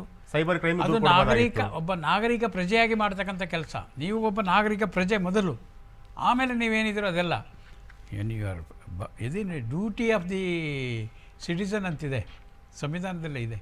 ನೀವೇನು ಡ್ಯೂಟಿ ಮಾಡಬೇಕು, ಕಾನೂನು ಕೈಗೆತ್ಕೋಬೋದು ಅಂತ ಇದೆಯೇನ? You have to oblige the law of the land first. Actually ಇವರು ಕಾನೂನನ್ನು ಗೌರವಿಸಬೇಕಾದಂಥ ಒಬ್ಬ ನಟ. ಆದರೆ ಇವತ್ತು ಒಬ್ಬ ನಟ ಅಲ್ಲ, ಎಲ್ಲರೂ. ಎಸ್, ಹೌದು ಸರ್. ಯಾರೇ ಇರಲಿ, ಅಂಥ ನಟರು ಇನ್ನೂ ಹೆಚ್ಚಿನ ಜವಾಬ್ದಾರಿಯುತವಾಗಿ ನಡ್ಕೊಳ್ಬೇಕು. ಯಾಕೆಂದರೆ ನಾನು ಅದಕ್ಕೆ ಹೇಳಿದ್ದು, ಎಲ್ಲ ಕಡೆ ಕಣ್ಣಿರುತ್ತೆ, ಕಿವಿನೂ ಇರುತ್ತೆ. ಹಾಗೆ ನೀವು ಕೂಡ ಡೆವಲಪ್ ಮಾಡ್ಕೋಬೇಕು. ಏನೇ ಒಂದು ನಿಮ್ಮ ಕಿವಿಗೆ ಬಿದ್ದರೆ ನಿಮ್ಮ ವಿರುದ್ಧ ಅಥವಾ ಪರವಾಗಿ ಬಿದ್ದಿದ್ದು ನೀವು ಬೇಕಾದ್ರೆ ನೆಗ್ಲೆಕ್ಟ್ ಮಾಡಿ, ವಿರುದ್ಧವಾಗಿ ಬರ್ತಾವಲ್ಲ ಅವು ನಿಮಗೆ ಪಾಠ. ಅದನ್ನು ನೀವು ಹೇಗೆ ನಿಭಾಯಿಸ್ತೀರಿ, ಅದು ನಿಮ್ಮ ಮೇಲೆ ನಿಮ್ಮ ಒಂದು ಯೋಗ್ಯತೆಗೆ ಒಂದು ಹಿಡಿದಂಥ ಕನ್ನಡಿ ಆಗುತ್ತದೆ. ರಾಜ್ಕುಮಾರ್ ಅವರು ಯಾರಾದರೂ ಇವತ್ತು ಬೆಟ್ಟು ಮಾಡಿ ತೋರ್ಸೋಕ್ಕಾಗತ್ತೇನಾ? ಖಂಡಿತ ಇಲ್ಲ ಸರ್. ಅದೇ ನಾನು ಇನ್ನೊಬ್ಬರು ಮೇರು ನಟ ಇರ್ದು ಹೇಳಿದೆ, ಕನ್ನಡದವ್ರದ್ದು ವಿಷ್ಣುವರ್ಧನ್ದು. ಯಾರಾದರೂ ಅಂಬರೀಷ್ದು ಹೇಳ್ಬೋದು ಬೇಕಾದ್ರೆ, ಅವರೊಂಥರ ಪ್ಲೇ ಬಾಯ್ ಟೈಪ್ ಅಂತ. ಆದರೂ ಕೂಡ ಅಂಬರೀಷ್ ಕೂಡ ಅವರನ್ನು ಗೌರವಿಸೋರೇ ಹೆಚ್ಚು. ಹೌದು ಸರ್. ಅಂಬರೀಷ್ ಯಾವುದನ್ನು ಸೀರಿಯಸ್ ಆಗಿ ತೊಗೊಂಡು ಅವರು ಏನೇ ಒಂದು, ಆದರೆ ಅವ್ರು ಇಷ್ಟು behave like that since childhood days, ಎಲ್ಲರಿಗೂ ಗೊತ್ತು. ಸರಿ, ಆ ರೀತಿ ನಡ್ಕೊಳ್ಳೋದು ಕೂಡ ಕಷ್ಟನೇ. ಯಾಕಂದರೆ too much is sometimes too bad ಅಂತಾರೆ. ಆದರೂ ಅದನ್ನು ಮೇಂಟೈನ್ ಮಾಡ್ಕೊಂಡು ಹೋದ್ರು ಅವ್ರು ಕೊನೆ ತನಕ. ಇವ್ರು ಏನಿದು, ಅವರೇ ಇವರಿಗೆ ಆಶೀರ್ವಾದ ಮಾಡಿದ್ದು. Yes sir, yes. ಅವ್ರ ಆಶೀರ್ವಾದ ಅವ್ರ ಆಶೀರ್ವಾದ ಇಲ್ಲದೆ ಇದ್ದರೆ ಯಾವಾಗೋ ಡಸ್ಟ್ಬಿನ್ಗೆ ಬಿದ್ದೋಗ್ಬಿಡೋರು. ಹೌದು ಸರ್, ಹೌದು. ಅವ್ರದ್ದು ಫೋಟೋ ಹಾಕ್ಕೊಂಡ್ರು, ಅವರೇ ನಮಗೆ ಎಲ್ಲ ಅಂತ ಹಾಡು ಗಿಡ ಹಾಕಿ ಅಲ್ಲಿಂದ ಸಿನಿಮಾ ಮಾಡಿದ್ರು, ಅವ್ರ ಜೊತೆಲಿ ಹಾಕ್ಕೊಂಡು ಹೀಗಾಗಿ ಬೆಳೆದವರು. ಹಾಗಾದರೆ ಅವರು ಇವತ್ತು ಸ್ವರ್ಗದಲ್ಲಿದ್ದಾರೋ ಎಲ್ಲಿದ್ದಾರೋ ಗೊತ್ತಿಲ್ಲ. ಅವ್ರದ್ದು ಏನಾಗಬೇಕು ಅವ್ರದ್ದು ಚಿಂತನೆ? ಈಗ ಅವರು ನೋವು ತಿಂತಾ ಇರಲ್ಲೇನಾ? ಖಂಡಿತ ಸರ್. ಹೌದು. ಅದನ್ನು ಕೂಡ ಅದೇ ಹೇಳೋದು, ಬುದ್ಧಿವಂತರ ಲಕ್ಷಣ ನಮಗೆ ಕಲಿಸಿದವರು, ನಮಗೆ ಯಾರ ಜೊತೆ ಇದ್ವಿ ಅವ್ರನ್ನೆಲ್ಲ ನೆನೆಸ್ಕೋಬೇಕು. ನಾವು ಎಲ್ಲಿಂದ ಬಂದ್ವಿ, ಹೇಗೆ ಬಂದ್ವಿ, ಅದನ್ನೆಲ್ಲ ನೆನೆಸ್ಕೋಬೇಕು. ನೀವು ಹೇಳಿದ್ರಿ ಅವ್ರೇನೆಲ್ಲ ಕೆಲಸಕ್ಕೆ ಮಾಡ್ಕೊಂಡು ಬಂದಿದ್ದಾರಂತ. ಹೌದು ಸರ್. ದರ್ಶನ್ ಈ ರೀತಿ ಆಗಲಿಕ್ಕೆ ಏನು ಕಾರಣ ಇರ್ಬೋದು ಸರ್? ಈ ರೀತಿ ಇಂಥ ಒಂದು ಮನಸ್ಥಿತಿಗೆ, ಒಂದು ಕೊಲೆ ಮಾಡೋ ಹಂತಕ್ಕೆ ಹೋಗ್ತಾರೆ ಅಂತಂದರೆ ಅವ್ರ ಮನಸ್ಥಿತಿ ಹೇಗೆ ಅಂತ, ಯಾಕೆ ಈ ರೀತಿ ಅಂತ? ಇಲ್ಲ, ಸಂದರ್ಭಗಳು ಗೊತ್ತಿಲ್ಲ ನಮಗೆ, ಅದನ್ನು ನಾವು ಇಲ್ಲಿ ಊಹೆ ಮಾಡೋಕ್ಕಾಗೋದಿಲ್ಲ. ಒಂದು. ಎರಡನೇದು ಅವರ ಮಾನಸಿಕ ಸ್ಥಿತಿಗಳಿದೆಯಲ್ಲ, ಈ ಮಾನಸಿಕ ಸ್ಥಿತಿಗಳು ಮತ್ತು ಈ ರೀತಿಯಾದಂಥ ಒಂದು ಅಭಿಮಾನಿಗಳು ಯಾರೋ ಏನೋ ಹೇಳ್ತಾರೆ ಅಂತ ಇದು ಮಾಡೋದು, ಮತ್ತು ಆವೇಶ, ಆಕ್ರೋಶ ಅವರ ಮಾತಿನಲ್ಲೇ ಗೊತ್ತಾಗುತ್ತೆ ಒಂದೊಂದು ಸಾರಿ ಯಾವ ರೀತಿಯಾದಂಥ ಇದು ಅಂಥೇಳಿ. ಇದಕ್ಕೆ there will be some reason ಇರುತ್ತೆ. ಆದರೆ ಇದು ಈ ಮಟ್ಟಕ್ಕೆ ಹೋಗುತ್ತೆ, ಈ ರೀತಿಯಾದಂಥ ಒಂದು ಏನು ಡೆಫಿನೆಟ್ ಆಗಿ ಒಬ್ಬರನ್ನ ಟಾರ್ಗೆಟ್ ಮಾಡೋ ರೀತಿಯಲ್ಲಿ ಅವರ ಮನಸ್ಥಿತಿ ಇದೆ ಅಂತ ಹೇಳಿದ್ರೆ ನನಗೆ ಆಶ್ಚರ್ಯ ಆಗುತ್ತೆ. ಮತ್ತು ಇಂಟಾಕ್ಸಿಕೇಟೆಡ್ ಈಗ ಹೇಳಿದ್ರೆ ನೀವು, of course why using the words ನಾವು ಸ್ವಲ್ಪ ವಿ ಶುಡ್ ಬಿ ಇದು at the time of intoxications ಇವೆಲ್ಲ ಇದರ ಪ್ರಭಾವದಲ್ಲಿದ್ದಾಗ ನೀವು ಏನು ಆಲೋಚನೆ ಮಾಡ್ತೀರಾ ಅಂತಕ್ಕಂಥದ್ದು ನೀವು ಮರಿತೀರಾ. ಎರಡನೇದು, ಅವರಿಗೆ ನಾನು as if I am A star, okay ನಾನೊಂದು ದೊಡ್ಡ ಸೆಲೆಬ್ರಿಟಿ, ದೊಡ್ಡ ಸ್ಟಾರ್, ನಾನು ಏನು ಮಾಡಿದ್ರು ನಡೆಯುತ್ತೆ ಅಂತಕ್ಕಂಥ ಇನ್ನೊಂದು ಭಾವನೆ ಇರಬಹುದು. ಇನ್ಫ್ಲೂಯೆನ್ಷಿಯಲ್, ಐ ಆಮ್ ಎಬೋದಿಲ್ಲ. ಈಗ ಹೇಳಿದ್ರು ಕಿಂಗ್ ಈಸ್ ನಾಟ್ ಎಬೋದಲ್ಲ, ಸರಿ ಅದೊಂದು ಜನರಲ್ಲ ಇದಿದೆ, ಯಾರು ಕಾನೂನಿಗೆ ಯಾರು ದೊಡ್ಡ ಇವರಲ್ಲ ಅಂತಕ್ಕಂಥದ್ದೇನೂ ಅಲ್ಲ, ಎಲ್ಲರೂ ಒಂದೇ ಅಂತ ನಾವು ಹೇಳ್ತೇವೆ, ಸರಿ ಹಾಗಿದೆಯಾ ಅಂತ ಒಂದು. ಹೀಗಾಗಿ ಎಲ್ಲೋ ಒಂದು ಕಡೆ ಇವೆಲ್ಲ ಆಸ್ಪೆಕ್ಟ್ಸು ಈ ರೀತಿಯಾದಂಥ ಒಂದು ಏನು ಆ್ಯಟಿಟ್ಯೂಡ್ ಇದೆಯಲ್ಲ, ಇದು ಅವರಿಗೆ ಈ ರೀತಿಯಾದಂಥ ಒಂದು ಕ್ರೈಮ್ಸ್ ಮಾಡಲಿಕ್ಕೆ ಅವಕಾಶ ಮಾಡಿಕೊಡೋದಕ್ಕೆ ದಾರಿಯಾಗುತ್ತೆ. ಓಕೆ ಸರ್, ಈಗ ಸರ್ ದರ್ಶನ್ ಅವ್ರ ಮೇಲೆ ಇರುವಂಥ ಕೇಸ್ಗಳ ಬಗ್ಗೆ ನಾನು ಹೇಳ್ತೀನಿ ಸರ್. ಇಲ್ಲಿವರೆಗೂ ಅವ್ರ ಮೇಲೆ ಎಷ್ಟು ಕೇಸ್ ಇದೆ ಅಂತೇಳಿ 2011ರಿಂದ ಅವರು ಕೇಸ್ ಸ್ಟಾರ್ಟ್ ಆಗುತ್ತೆ. ಅಂದರೆ 2011ರಲ್ಲಿ ಪತ್ನಿ ವಿಜಯಲಕ್ಷ್ಮಿ ಮೇಲೆ ಹಲ್ಲೆ ಮಾಡ್ತಾರೆ. ಅಲ್ಲಿಂದ ಅಂದರೆ ಆವಾಗ DCP ಸಿದ್ದರಾಮಪ್ಪ ಇದ್ದರು, ನನಗೆ ಗೊತ್ತಿರೋ ಮಟ್ಟಿಗೆ ಸಿದ್ದರಾಮಪ್ಪ ಇದ್ದರು, ಅವರೇ ಈ ಒಂದು ಪ್ರಕರಣವನ್ನು ಕೇಸ್ ರಿಜಿಸ್ಟರ್ ಮಾಡಿಕೊಂಡ್ರು. ಅದಾದಮೇಲೆ ಅವ್ರನ್ನ ಸುಮಾರು 28 ದಿನಗಳ ಕಾಲ ಅವ್ರನ್ನ JC ಕೂಡ ಕಳಿಸಿದ್ರು. ಅದಾದ ನಂತರ ಆ ಒಂದು ಪ್ರಕರಣ ಆದ ನಂತರ 2021ರಲ್ಲಿ ಜಗಳ ಆಯಿತು. ಯಾರು ನಿರ್ಮಾಪಕ ಉಮಾಪತಿ ಗೌಡ ಅವರ ವಿರುದ್ಧ ಒಂದಷ್ಟು ಅಲಿಗೇಷನ್ಸ್ ಆಯಿತು, ಜಗಳ ಆಯಿತು. ಮತ್ತು 2021ರಲ್ಲಿ ಸಂದೇಶ್ ನಾಗರಾಜ್ ಮೈಸೂರಲ್ಲಿ ಹೋಟೆಲ್ ಇದೆ, ಸಂದೇಶ್ ನಾಗರಾಜ್ ಅವ್ರ ಹೋಟೆಲ್ಲು. ಆ ಹೋಟೆಲಲ್ಲಿ ಒಬ್ಬ ಸರ್ವರ್ಗೆ ಅಂದರೆ ಊಟ ಕೊಡೋಂಥ ಒಬ್ಬ ವ್ಯಕ್ತಿಗೆ ಊಟ ಅಂದರೆ ಲೇಟ್ ಆಯಿತು ಅಂತ ಹೇಳಿ ಅವನ ಮೇಲೆ ಹಲ್ಲೆ ಮಾಡಿದ್ದು. ಸೊ ಹೀಗೆ ಸುಮಾರು ಅಂದರೆ ಇಲ್ಲಿವರೆಗೂ ಕೂಡ ಅಂದರೆ 2011ರಿಂದ ಅವರ ಜಗಳ ಅಥವಾ ಗುದ್ದಾಟ, ಅವ್ರ ಮನಸ್ತಾಪ ಅಥವಾ ಮತ್ತೊಂದು ಮಗದೊಂದು ಏನು ಅಲ್ಲಿಂದ ಶುರುವಾಯಿತೋ ಅಪ್ ಟು ಇಲ್ಲಿವರೆಗೂ ಕೂಡ ಅಂದರೆ 2024ವರೆಗೂ ಕೂಡ ಅದು ಕಂಟಿನ್ಯೂ ಆಗ್ತಲೇ ಬರ್ತಾಯಿದೆ. ನಾನು ಯಾಕೆ ಈ ಪ್ರಶ್ನೆ ಕೇಳ್ತೀನಿ ಅಂತಂದರೆ, ಇವ್ರ ಮೇಲೆ ರೌಡಿ ಶೀಟರ್ ಓಪನ್ ಮಾಡ್ಬೋದಾ ಅಂತ. ಯಾಕೆಂತಂದರೆ 2011ರಲ್ಲಿ ಅವ್ರ ಹೆಂಡತಿ ಮೇಲೆ ಹಲ್ಲೆ ಮಾಡ್ತಾರೆ. ಅದಾದ ನಂತರ ಕಾರ್ಮಿಕರ ಮೇಲೆ ಹಲ್ಲೆ ಮಾಡ್ತಾರೆ. ಮತ್ತು ಯಜಮಾನ ಸಿನಿಮಾ ಶೂಟಿಂಗ್ ಟೈಮಲ್ಲಿ ಒಬ್ಬ ಶಿವಶಂಕರ್ ಅಂತೇಳಿ ಅವನ ಮೇಲೆ ಹಲ್ಲೆ ಮಾಡ್ತಾರೆ. ಅಂದರೆ ಜಸ್ಟ್ ಏನೋ ಅಲ್ಲೊಂದು ವಿಡಿಯೋ ರೆಕಾರ್ಡ್ ಮಾಡ್ತಾನೆ, ಸಿನಿಮಾ ಶೂಟ್ ಆಗ್ತಿರುತ್ತೆ, ಆ ಶೂಟ್ನ ಇವ್ರು ಮಾಡ್ತಾರೆ ಅಂತೇಳಿ ಶಿವಶಂಕರ್ ಮೇಲೆ ಹಲ್ಲೆ ಆಗುತ್ತೆ. ಸೊ ಇಷ್ಟು ಪ್ರಕರಣಗಳು ಒಂದು ಮಿನಿಮಮ್ ಅಂದರೆ 6ರಿಂದ 7 ಪ್ರಕರಣ ಅವ್ರ ಮೇಲೆ ಇರೋದೆ. ಯಾಕೆ ಅವ್ರ ಮೇಲೆ ರೌಡಿ ಶೀಟರ್ ಓಪನ್ ಮಾಡಬಾರ್ದು? ಒಳ್ಳೆ ಪ್ರಶ್ನೆನೇ ಇದು. ರೌಡಿ ಶೀಟ್ ಅಥವಾ ಗೂಂಡ ಕಾಯ್ದೆ ಅಡಿಯಲ್ಲಿ ಯಾರಿಗೆ ಮಾಡ್ತಾರೆ ಹೇಳಿದ್ರೆ, ಅವ್ನು ಗೂಂಡ ಇರಬೇಕು.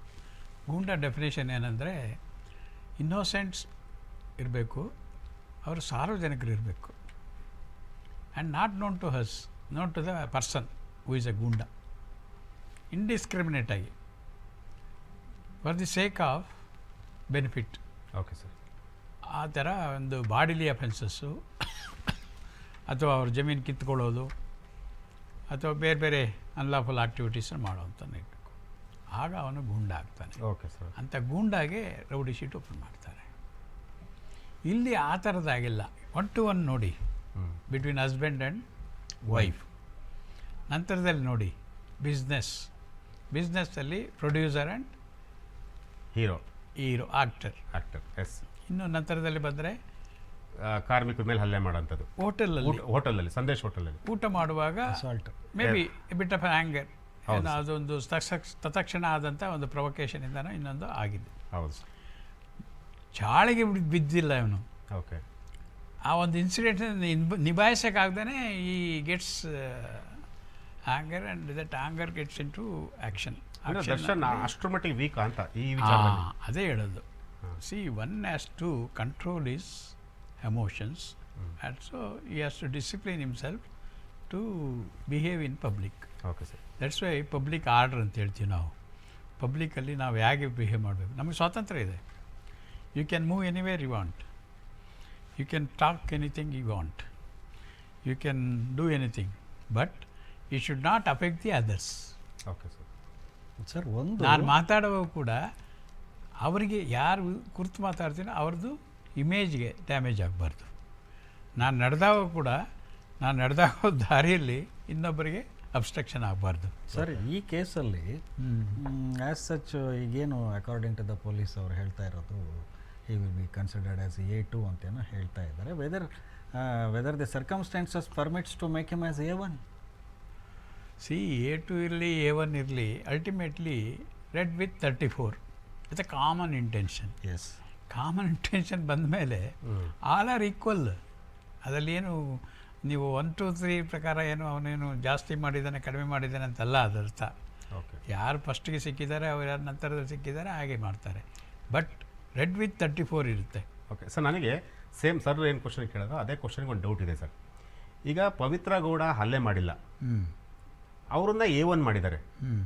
ಬಟ್ ದರ್ಶನ್ ಹಲ್ಲೆ ಮಾಡಿದ್ದಾರೆ ಅನ್ನೋ ಒಂದು ಕಾರಣಕ್ಕೋಸ್ಕರ A2 ಮಾಡಿದ್ದಾರೆ. ಸೊ ಅಂದರೆ A1 ಅಂದರೆ A1 ದರ್ಶನ್ನೇ ಮಾಡ್ಬೋದಾಗಿತ್ತಲ್ಲ, ಯಾಕೆ A2 ಮಾಡಿದ್ರು? ನೋಡಿ, ಕೋರ್ ಆಫ್ ದಿ ಸಬ್ಜೆಕ್ಟ್ ಅಥವಾ epicentre of the crime ಯಾರು ಅಫೆಕ್ಟೆಡ್? ಇದರಲ್ಲಿ affected is that female, okay that is paramour of ಸೋನ್ಸು.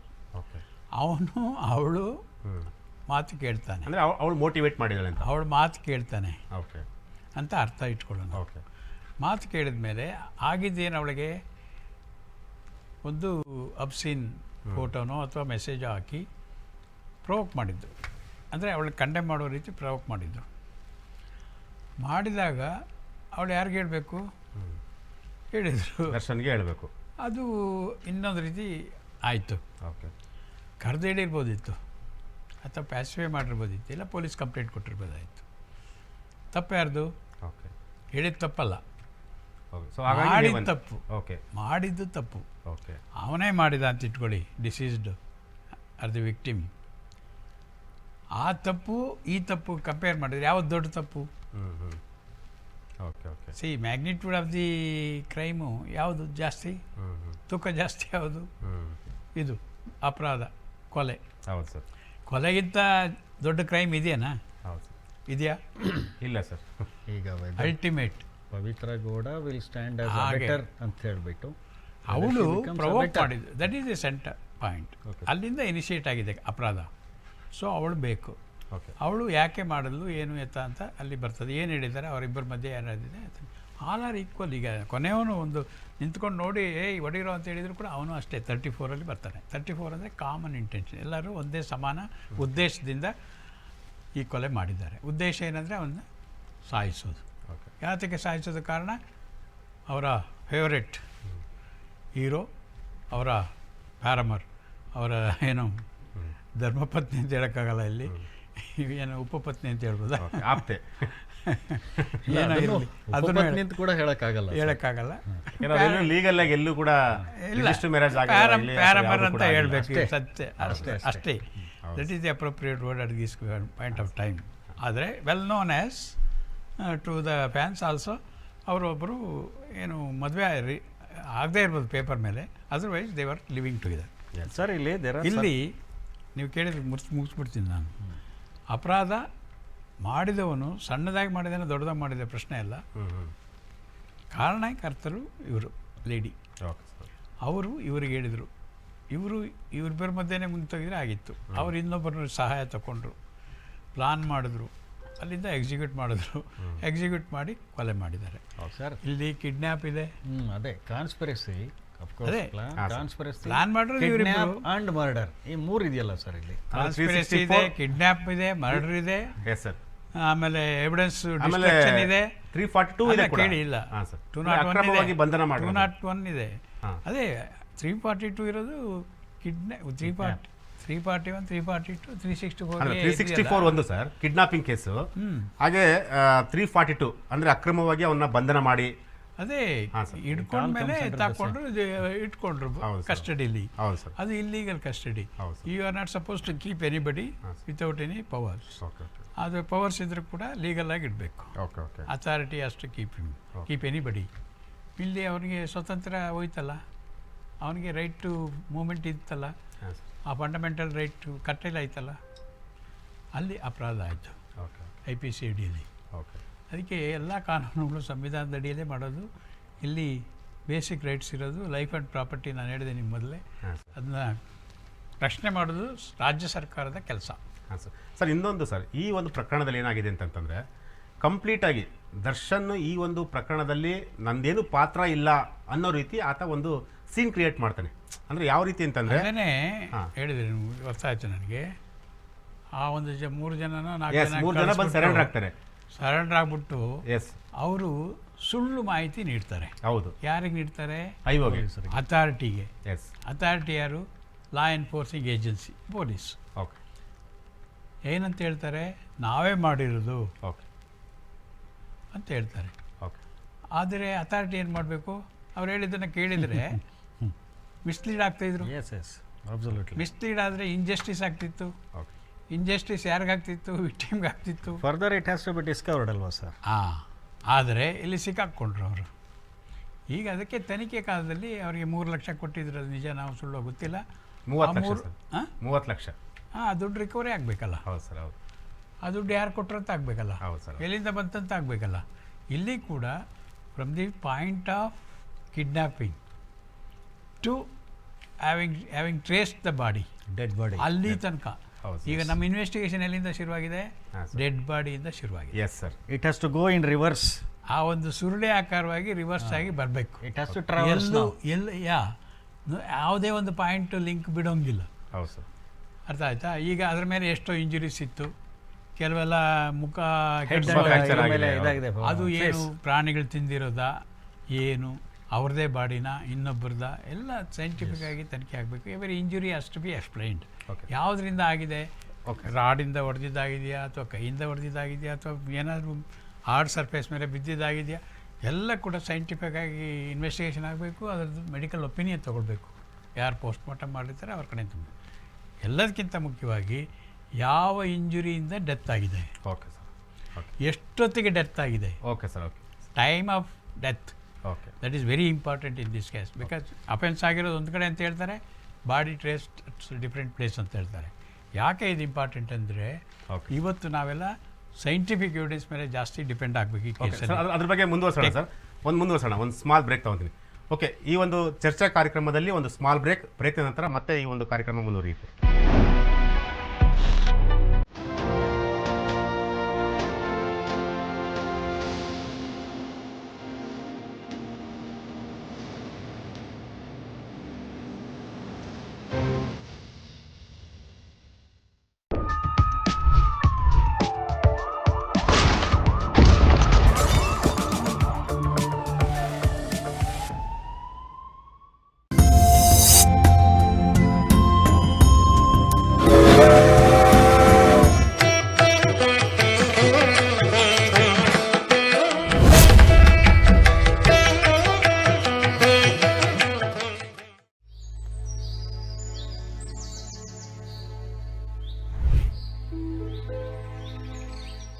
ನಮಸ್ಕಾರ ಸ್ನೇಹಿತರೆ. ಏನು ಅಶ್ವವೇಗ ವಾಹಿನಿ ಬಹಳ ವಿಶೇಷವಾದಂಥ ಒಂದು ಅಭಿಯಾನ ಮಾಡ್ತಾ ಇದ್ದಾರೆ. ಅಶ್ವ ವೃಕ್ಷಕೋಟಿ ಅಂತ ಆಂದೋಲನ ಶುರು ಮಾಡಿದ್ದಾರೆ. ಇದು ನಿಜಕ್ಕೂ ಬಹಳ ಹೆಮ್ಮೆ ಅನಿಸುತ್ತೆ, ಖುಷಿ ಅನಿಸುತ್ತೆ. ಯಾಕಂದರೆ ಪರಿಸರ ಸಂರಕ್ಷಣೆ ವಿಚಾರಕ್ಕೆ ಭಾಳಷ್ಟು ಜನ ಹೋಗೋದೇ ಇಲ್ಲ. ಆದರೆ ಈ ವಾಹಿನಿ ಬಹಳ ವಿಶೇಷವಾದ ಧೈರ್ಯ ಮಾಡಿ ಒಂದು ಒಳ್ಳೆಯ ಕಾಳಜಿ ಇಟ್ಕೊಂಡು ಪರಿಸರದ ಮೇಲೆ ಇವತ್ತಿನ ಪ್ರಯತ್ನಕ್ಕೆ ಮುಂದಾಗಿದ್ದಾರೆ. ಈ ಒಂದು ಪ್ರಯತ್ನಕ್ಕೆ ನಾವೆಲ್ಲರೂ ಸೇರಿಕೊಂಡು ಕೈ ಜೋಡಿಸೋಣ, ನಾವೆಲ್ಲರೂ ಸೇರಿ ಅವ್ರ ಜೊತೆಲಿ ಗಿಡ ನೆಡೋಣ, ಪರಿಸರನ ಉಳಿಸೋಕ್ಕೆ ಮುಂದಾಗೋಣ. ಯಾಕಂದರೆ ಇಂಥ ವಾಹಿನಿಗೆ ನಾವು ಬೆಂಬಲ ನೀಡಿದ್ದೇ ಇದ್ದರೆ ಇನ್ನೂ ಮುಂದಿನಲ್ಲಿ ಇವರು ಇನ್ನೂ ಒಳ್ಳೊಳ್ಳೆ ಕೆಲಸಗಳನ್ನು ಖಂಡಿತವಾಗ್ಲೂ ಮಾಡ್ತಾರೆ. ಆಮೇಲೆ ಪರಿಸರ ಸಂರಕ್ಷಣೆ ನಮ್ಮ ಒಬ್ಬರ ಕೆಲಸ ಅಲ್ಲ, ಅವ್ರ ಕೆಲಸನೂ ಅಲ್ಲ, ನಾವೆಲ್ಲರೂ ಸೇರಿದಾಗಲೇ ಪರಿಸರ ಸಂರಕ್ಷಣೆ. ಆಮೇಲೆ ಇವ್ರು ಮಾಡ್ತಾ ಇರೋದು ನಮ್ಮ ಬದುಕಿಗೋಸ್ಕರ, ನಮ್ಮ ಸುಂದರವಾದ ಪರಿಸರಕ್ಕೋಸ್ಕರ, ನಮ್ಮ ಬೆಂಗಳೂರು ಹಸಿರಾಗಿ ಕಾಣಲಿ, ಗಿಡ ಮರ ಕಣ್ತುಂಬ ಕಾಣಲಿ, ಪಕ್ಷಿ ಪ್ರಾಣಿಗಳು ನಗ್ನಗ್ತಾ ಖುಷಿಯಾಗಿ ಬದುಕಲಿ, ಬಾಳಲಿ ಅಂಥೇಳಿ ಇಂಥ ಪ್ರಯತ್ನಕ್ಕೆ ಮುಂದಾಗಿದ್ದಾರೆ. ಎಲ್ಲರೂ ಪರಿಸರ ಸಂರಕ್ಷಣೆಗೆ ಎಲ್ಲರೂ ಕೈ ಜೋಡಿಸೋಣ. ನಮಸ್ಕಾರ.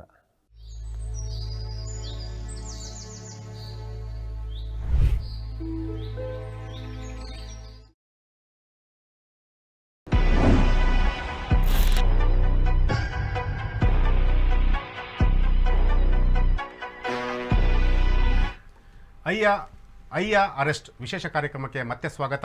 ಸರ್, ನೀವು ಹೇಳ್ತಾ ಇದ್ರಿ ಸರ್, ಈಗಾಗಲೇ ಏನಂತಂದರೆ ಈ ಒಂದು ಪ್ರಕರಣ ತುಂಬ ಸೆನ್ಸಿಟಿವ್ ಆದಂಥ ಪ್ರಕರಣ. ಯಾಕೆಂತಂದರೆ ಈಗಾಗಲೇ ದರ್ಶನ್ ಅರೆಸ್ಟ್ ಆಗಿದ್ದಾನೆ. ಆದರೆ ದರ್ಶನ್ ಇಲ್ಲಿ ಏನಂತಂದರೆ ಸಾಕ್ಷಿಗಳನ್ನು ನಾಶ ಮಾಡುವಂಥ ಒಂದು ಕೆಲಸವನ್ನು ಮೊದಲೇ ಕೈ ಹಾಕಿರುವಂಥದ್ದು. ಅಂದರೆ ಈ ಪ್ರಕರಣದಲ್ಲಿ ಬೇರೆ ಆರೋಪಿಗಳನ್ನು ಸಿಗಾಕ್ಸಿ ತಾನು ಎಸ್ಕೇಪ್ ಆಗುವಂಥ ಒಂದು ಕೆಲಸಕ್ಕೆ ಅವನು ಕೈ ಹಾಕಿದ್ದ. ಸೊ ಇದಕ್ಕೆ ಆ್ಯಕ್ಚುಲಿ ಲಾ ಏನು ಹೇಳುತ್ತೆ ಸರ್ ಇದ್ರ ಬಗ್ಗೆ? ಲಾ ಸುಳ್ಳು ಕೇಸ್ ಕೊಟ್ಟು ಒಬ್ಬರು ನಿರಪರಾಧಿನ ಅಪರಾಧಿ ಮಾಡೋದಿದೆಯಲ್ಲ ಅದೊಂದು, ಮತ್ತು ಸುಳ್ಳು ಕೇಸು ಕೊಟ್ಟು ಸುಳ್ಳು ಮಾಹಿತಿ ಕೊಟ್ಟು ಲಾ ಎನ್ಫೋರ್ಸಿಂಗ್ ಏಜೆನ್ಸಿ ಅಥವಾ ಅಥಾರಿಟಿ ಇದ್ದಾರಲ್ಲ, ಕಾನೂನು ಜಾರಿಗೊಳಿಸೋರು, ಅವರನ್ನು ದಾರಿ ತಪ್ಪಿಸುವಂಥ ಕೆಲಸ. ಯಾಕೆ ಅಂತ ಹೇಳಿದರೆ ಎರಡೂ for the benefit of the main accused ಅಥವಾ ನಿಜವಾಗಿ ಮಾಡಿದಂಥ ಅಪರಾಧಿಗಳನ್ನು ಸೇಫ್ ಮಾಡೋಕ್ಕೆ ಅಂತ. ಇದು ಭಾಳ ಗುರುತರವಾದಂಥ ಅಫೆನ್ಸು. ಕಾನೂನು ರೀತಿಯೂ ಕೂಡ ಅದು ಅಪರಾಧ ಆಗುತ್ತೆ. IPCಯಲ್ಲೂ ಅಪರಾಧ ಆಗುತ್ತೆ. ನ್ಯಾಯಾಲಯದ ಮುಂದೆ ಆದರೆ, ನ್ಯಾಯಾಲಯದ ಮುಂದೆ ಸುಳ್ಳು ಹೇಳಿದರೆ ಅದು ಕೂಡ ಅಪರಾಧ ಆಗುತ್ತೆ. ಇಲ್ಲಿ ಅಥಾರಿಟಿ ಮುಂದೆ ಹೇಳಿರೋದ್ರಿಂದ ಇದು ಕೂಡ ಅಪರಾಧ. ಓಕೆ ಸರ್, ಈ ಒಂದು ಪ್ರಕರಣದಲ್ಲಿ ಸರ್ ದರ್ಶನ್ಗೆ ಜಾಮೀನು ಸಿಗ್ಬೋದಾ ಸರ್? ಇಲ್ಲ, ಇಷ್ಟೆಲ್ಲ ಇರಬೇಕಾದ್ರೆ the veracity of the case it self speaks. ಯಾಕೆಂತ ಹೇಳಿದ್ರೆ ಈ ಪ್ರಕರಣದ ಗಂಭೀರ ಪ್ರಕರಣ ಆಗಿರ್ತಕ್ಕಂಥ ಹಿನ್ನೆಲೆಯಲ್ಲಿ ಮತ್ತು ಈಗೇನು ಕೆಲವು ಮೆಟೀರಿಯಲ್ ಏನು ಇವರು ಕಲೆಕ್ಟ್ ಮಾಡಿದ್ದಾರೆ ಈಗ ಪೊಲೀಸರು ಇದಕ್ಕೆ ಸಂಬಂಧಪಟ್ಟಂತೆ, ಇವೆಲ್ಲ ನಾವು ಇಫ್ ಇಟ್ ಆಲ್ ಈಗ ಬರ್ತಾ ಇರ್ತಕ್ಕಂಥ ಥಿಯರೀಸ್ ಏನಿದೆ ಅವೆಲ್ಲ ಪ್ರೈಮಫಸಿ ನಲ್ಲಿ ಏನು ಪ್ರೂವ್ ಆಗಿದೆ ಅದು ಮತ್ತೆ ಇನ್ ದಿ ಕೋರ್ಸ್ ಆಫ್ ಇದರಲ್ಲಿ ಇದಾಗಿ ಇದು ಮಾಡಿದಾಗ ಇವ್ರಿಗೆ ಸಿಗೋದು ಕಷ್ಟ ಅಂತ ಅನಿಸುತ್ತೆ, ಭಾಳ ಕಷ್ಟ ಇದೆ. ಓಕೆ. ಯಾಕೆಂತ ಹೇಳಿದ್ರೆ ಇದು ಗಂಭೀರ ಪ್ರಕರಣ, ಇದು ಕೊಲೆ ಪ್ರಕರಣ ಆಗಿರ್ತಕ್ಕಂಥ ಹಿನ್ನೆಲೆ, ಬೇರೆ ಏನೋ ಅದರ್ ದೆನ್ ಅದರ್ ಕ್ರೈಮ್ಸ್ ಅಂತ ಹೇಳಿದ್ರೆ ದಟ್ ಈಸ್ ಡಿಫರೆಂಟ್. ಸೊ ಈ ಸಂದರ್ಭದಲ್ಲಿ ಈ ಸನ್ನಿವೇಶದಲ್ಲಿ ಅವ್ರು ಯಾರೇ ಆಗಿರಲಿ, ನಾಟ್ ಓನ್ಲಿ ದಿ ಮ್ಯಾಟರ್ ಏನು ಅವರು ದರ್ಶನ್ ಅಂತಕ್ಕಂಥದ್ದಲ್ಲ, 302 ಅಷ್ಟು ಸುಲಭವಾದಂಥ ಪ್ರಕರಣ ಅಲ್ಲ ಅದು. ಇಟ್ಮೆ ಅವ್ರಿಗೆ ಪಾಸಿ ಹಾಕಬೇಕಾಗಿದೇನೋ, ಅವರಿಗೆ ಗಲ್ಲುವರೆಗೂ ಹಾಕುವಂಥ ಒಂದು ಇದಿದೆ ಪ್ರಾವಿಷನ್. ಅವ್ರೇನೋ ಪ್ರೂವ್ ಆದರೆ ನಾಳೆ ಬೆಳಗ್ಗೆ ಇದರಲ್ಲೆಲ್ಲ ಚಾರ್ಜ್ ಶೀಟ್ ಎಲ್ಲ ಇದಾಗಿ ಕೋರ್ಟಲ್ಲಿ ವಿಚಾರಣೆ ಆಗಿ ಸಾಬೀತಾದರೆ ಅವ್ರ ಮೇಲೆ ಆರೋಪಗಳು, ಅದಕ್ಕೆ ಮರಣದಂಡನೆವರೆಗೂ ಅವಕಾಶಗಳಿದೆ. ಹಾಗಾಗಿ ಆಗಲೇ ನಾನು ಹೇಳಿದೆ ಎಂಥ ದೊಡ್ಡ ಗಂಡಾಂತರದಲ್ಲಿ ಸಿಕ್ಕಾಕ್ಕೊಂಡ್ರಿ ಇವರು ಅಂತ ನಾನು ಆಗಲೇ ಹೇಳಿದೆ. ಹಾಗಾಗಿ ಕೋರ್ಟುಗಳು ಕೂಡ ಅಷ್ಟು ಏನು ಸುಖ ಸುಮ್ಮನೆ ಇವ್ರಿಗೆ ಇದನ್ನು ಜಾಮೀನುಗಳು ಕೊಟ್ಬಿಡುತ್ತೆ ಅಂತ ಅಂದ್ಕೊಳ್ಳೋದು ಅದು ನಮ್ಮ ಇದಾಗುತ್ತೆ. ಅದು ತುಂಬ ನಾವು ಓವರ್ ಥಿಂಕಿಂಗ್ ಅಂತ ಅನಿಸುತ್ತೆ, ಸ್ವಲ್ಪ ಕಷ್ಟ ಇದೆ ಅಂತ. ಓಕೆ ಸರ್, ಈಗ ಅಂದರೆ ದರ್ಶನ್ಗೆ ಆಪ್ಷನ್ ಇಲ್ವಾ ಸರ್? ಬೇರೆ ಏನು ಯಾವ ಥರ ಆಪ್ಷನ್ ಸಿಗ್ಬೋದು ಅವನಿಗೆ ಹೊರಗಡೆ ಬರೋದಕ್ಕೆ, ಅಥವಾ ಅಂದರೆ ಈ 302 ಪ್ರಕರಣದಿಂದ ಬಚಾವಾಗೋದಕ್ಕೆ ಏನು ಮಾಡ್ಬೋದು ಅವರು? ನಾನು ಡಿಫೆನ್ಸ್ ಲಾಯರ್ ಅಂತೂ ಇಲ್ಲ, ಪ್ರಾಸಿಕ್ಯೂಷನ್ ಕಡೆನೇ ನಮ್ಮದು ಮೈಂಡ್ ಸೆಟ್ಟು, ಲರ್ನಿಂಗು ಎಲ್ಲ. Okay sir. ಡಿಫೆನ್ಸ್ ಅಂದರೆ they have to use the exceptions in the law. ಅದು ಇಲ್ಲಿ ನೀವು ಯಾವುದೇ ಒಂದು ಆ್ಯಡ್ ಸ್ಟಿಕ್ಕಲ್ಲಿ ನೋಡಿದ್ರೆ ಮೆಂಟಲಿ ಈಸ್ ಫಿಟ್, ಹೌದು ಸರ್. ಫಿಸಿಕಲಿ ಈಸ್ ಫಿಟ್, ಹೌದು ಸರ್. Monetarily is fit, socially is well placed, ಎಲ್ಲ ತೆಗೆದುಕೊಂಡು ನೋಡಿದ್ರೆ I think there is one exception, sir. According to me, there is one exception. Of course. He is habitual. He is habituated to commit crime. Right. But he may say, I have not, and I have not at all in that scene, and I am away from the scene ಅಂತ ಏನಾದರೂ ಇದು ಮಾಡಿದ್ರೆ, provided ಈಗ ಇದಕ್ಕೆಲ್ಲ evidence. ಅದಕ್ಕೆ technical evidence. That's why I said most important thing is technical evidence in this particular case. There are, I learned, there is a gathering. All these people have come together in a given point of per time at a place where this offence has taken place. Main offence has taken place, apart from kidnapping, after kidnapping rather. Adu very important. Suppose if in the dumping of the tower, if you get the, all the phones are put together, ಈ ನಿಮ್ಮ ಹೇಳಿದ್ರಲ್ಲ ಎಂಥದ್ದು locations, ಅಯ್ಯನಿಂದ ತಮ್ಮನವರೆಗೂ ಎಲ್ಲ ಒಂದೇ ಕಡೆ phone dump ಆಗಿದೆ ಒಂದೇ ಟವರಲ್ಲಿ at given point of time. ಅದಕ್ಕೆ ನಾನು ಹೇಳಿದೆ point of time of death is important. ಅದೇನು is something like a biological clock. ಯಾಕೆಂದರೆ ಸಾಯಿಸಿಬಿಟ್ಟು ಇನ್ನೊಂದು ಕಡೆ ಬಿಸಾಕಿದ್ದಾರೆ, ಇನ್ನೊಂದು ಕಡೆ ಬಿಸಾಕೋ ಮಧ್ಯದಲ್ಲಿ ಸತ್ತಿದ್ದಾನೆ ಅವನು, ಮಧ್ಯದಲ್ಲಿ ಸತ್ತಿದ್ದಾನೋ ಅಲ್ಲೇ ಸತ್ತಿದ್ದಾನೋ, ಅದೇ ಸತ್ತ ಮೇಲೇ ಬಿಸಾಕೋದು ನ್ಯಾಚುರಲಿ. ಯಾಕೆಂದರೆ ಗಟ್ಟಿ ಮಾಡ್ಕೊಳ್ತಾರೆ ಅದನ್ನ ಸತ್ತಿದ್ದಾನೆ ಅಂತ. 201. ಆಗ ಬಯಾಲಜಿಕಲ್ ಕ್ಲಾಕ್ ಅಂತ ಏನು ಹೇಳಿದೆ, ಯಾವಾಗ ಲಾಸ್ಟ್ ಊಟ ಮಾಡಿರ್ತಾರೆ ಅವರು, ಅದು ನಮ್ಮ ಹೊಟ್ಟೆಯಲ್ಲಿ ಇರ್ತದೆ. ಅದು ಸಾಯೋದಕ್ಕಿಂತ ಸ್ವಲ್ಪ ಗಂಟೆಗಳ ಮೊದಲು, ಸ್ವಲ್ಪ 1 ಗಂಟೆನೋ 1.5 ಗಂಟೆ ಅಥವಾ 2 ಗಂಟೆ ಮಧ್ಯದಲ್ಲಿ ಊಟ ಮಾಡಿದರೆ ಅದರದ್ದು ಯಾವ ಸ್ಥಿತಿಯಲ್ಲಿದೆ ನಮ್ಮ ಹೊಟ್ಟೆಯಲ್ಲಿ ಪೋಸ್ಟ್ಮಾರ್ಟಮಲ್ಲಿ ಗೊತ್ತಾಗುತ್ತೆ. ಅದನ್ನಷ್ಟೇ ಅಲ್ಲ, ಅದನ್ನು ಏನು ಪದಾರ್ಥ ತಿಂದಿದ್ದಾರೆ ಅದನ್ನು ನಾವು ವೆಬ್ಸೈಟಿಂದ ಖಾತ್ರಿ ಮಾಡಿಸ್ಕೋಬೋದು. Okay sir. ಸರ್, ಈ ಒಂದು ಮಾಡಿದಾಗ ಏನಾಗುತ್ತೆ, sir, suppose there is a time soon after taking meal ಅವನು ಸತ್ತಿದ್ರೆ, biological activities of the body or the metabolic activities of the body comes to an halt. ಈಗ ಅವನ ಜ್ಯೂಸ್ ಕುಡಿದಿದ್ರೆ ಆ ಜ್ಯೂಸ್ ಆಗೇ ಇರುತ್ತೆ, ಕರಗಲ್ಲ, ಅದು ಡೈಜೆಸ್ಟ್ ಆಗಲ್ಲ, ಡಿಸಾಲ್ವ್ ಆಗಲ್ಲ. ಯಾಕೆಂದರೆ body it not produce any digestive juices, ಅಥವಾ ನಾವೇನು ಹೇಳ್ತೀವಿ ಎನ್ಸೈಮ್ಸ್ ಅದು ಇದು ಅಂತ ಹೇಳ್ತೀವಿ. ಅದು ಸರ್, ಈಗ ಅದು ಯಾಕೆ ಇಂಪಾರ್ಟೆಂಟ್ ಅಂದರೆ, if that tallies with the dumping of the calls of all the people. So they were in a given place at the given point of time. That time this alleged, the deceased also was there. Okay. ಅವಂದು ಒಂದು phone ಇದೆಯಲ್ಲ, ಹೌದು sir, ಇದೆ sir, ಅದು ಕೂಡ ಅಲ್ಲೇ ಇದೆಯಲ್ಲ. ಹೌದು. What does it mean?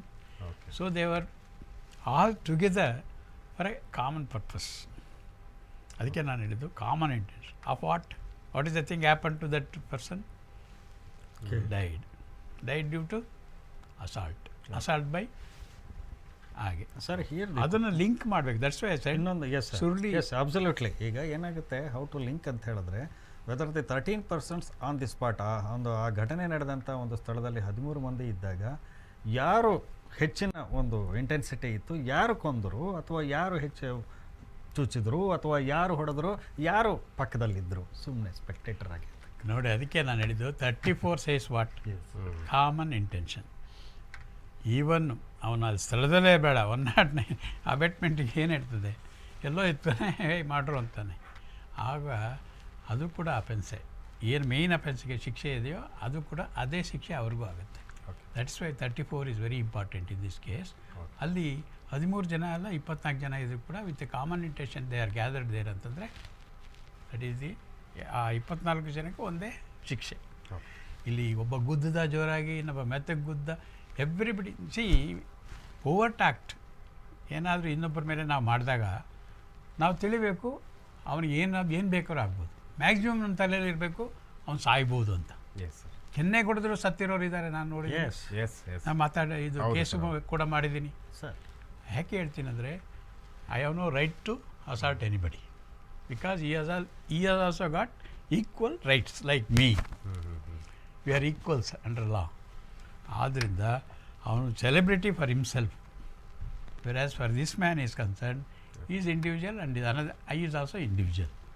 This offence is concern. ಅವರು ಕೂಡ ಈಗ ಒಬ್ಬ ಅನ್ಯಾಯ ಮಾಡಿದ್ದಾನೆ, ಇನ್ನೊಬ್ಬನಿಗೆ ಅನ್ಯಾಯ ಆಗಿದೆ. ಯಾರ ಕಡೆ ನೀವು ಲಾ ಎನ್ಫೋರ್ಸಿಂಗ್ ಏಜೆನ್ಸಿ ನೋಡಬೇಕು, ಸೆಲೆಬ್ರಿಟಿ ನೋಡಬೇಕಾ, ಅನ್ಯಾಯ ಆಗಿದ್ದಾರೆ ನೋಡಬೇಕಾ? His duty is to protect the interest of the victim side. Sir, Rajendra sir, ಈ ಪ್ರಕರಣ ಏನಾದರೂ ದಿಕ್ಕು ತಪ್ಪುವಂಥ ಒಂದು ಚಾನ್ಸಸ್ ಏನಾರು ಇದೆಯಾ ಸರ್? ಯಾಕಂದರೆ ಎಲ್ಲ ಎವಿಡೆನ್ಸ್ಗಳನ್ನ ಕೂಡ ಪೊಲೀಸರು ಕಲೆಕ್ಟ್ ಮಾಡ್ತಾರೆ, ಬಟ್ ಏನಾದರೂ ಒಂದು ಪಾಸಿಬಿಲಿಟಿ ಏನಾದ್ರು ಇರ್ಬೋದಾ ಅಂತ? ದಿಕ್ಕು ತಪ್ಪುವಂಥ ಅಂದರೆ ಏನಾದ್ರು ಒಂದು ಹೈ ಇನ್ಫ್ಲೂಯೆನ್ಸು ಅಥವಾ ಹೈ ಪ್ರೆಷರು ತನಿಖಾಧಿಕಾರಿ ಮೇಲೆ ಏನಾದರೂ ಆ ರೀತಿ ಏನಾರು ಆಗಿ ಸ್ವಲ್ಪ ದಿಕ್ಕು ತಪ್ಪುವಂಥ ಒಂದು ಚಾನ್ಸಸ್ ಏನಾರು ಇರುತ್ತಾ ಅಂತ?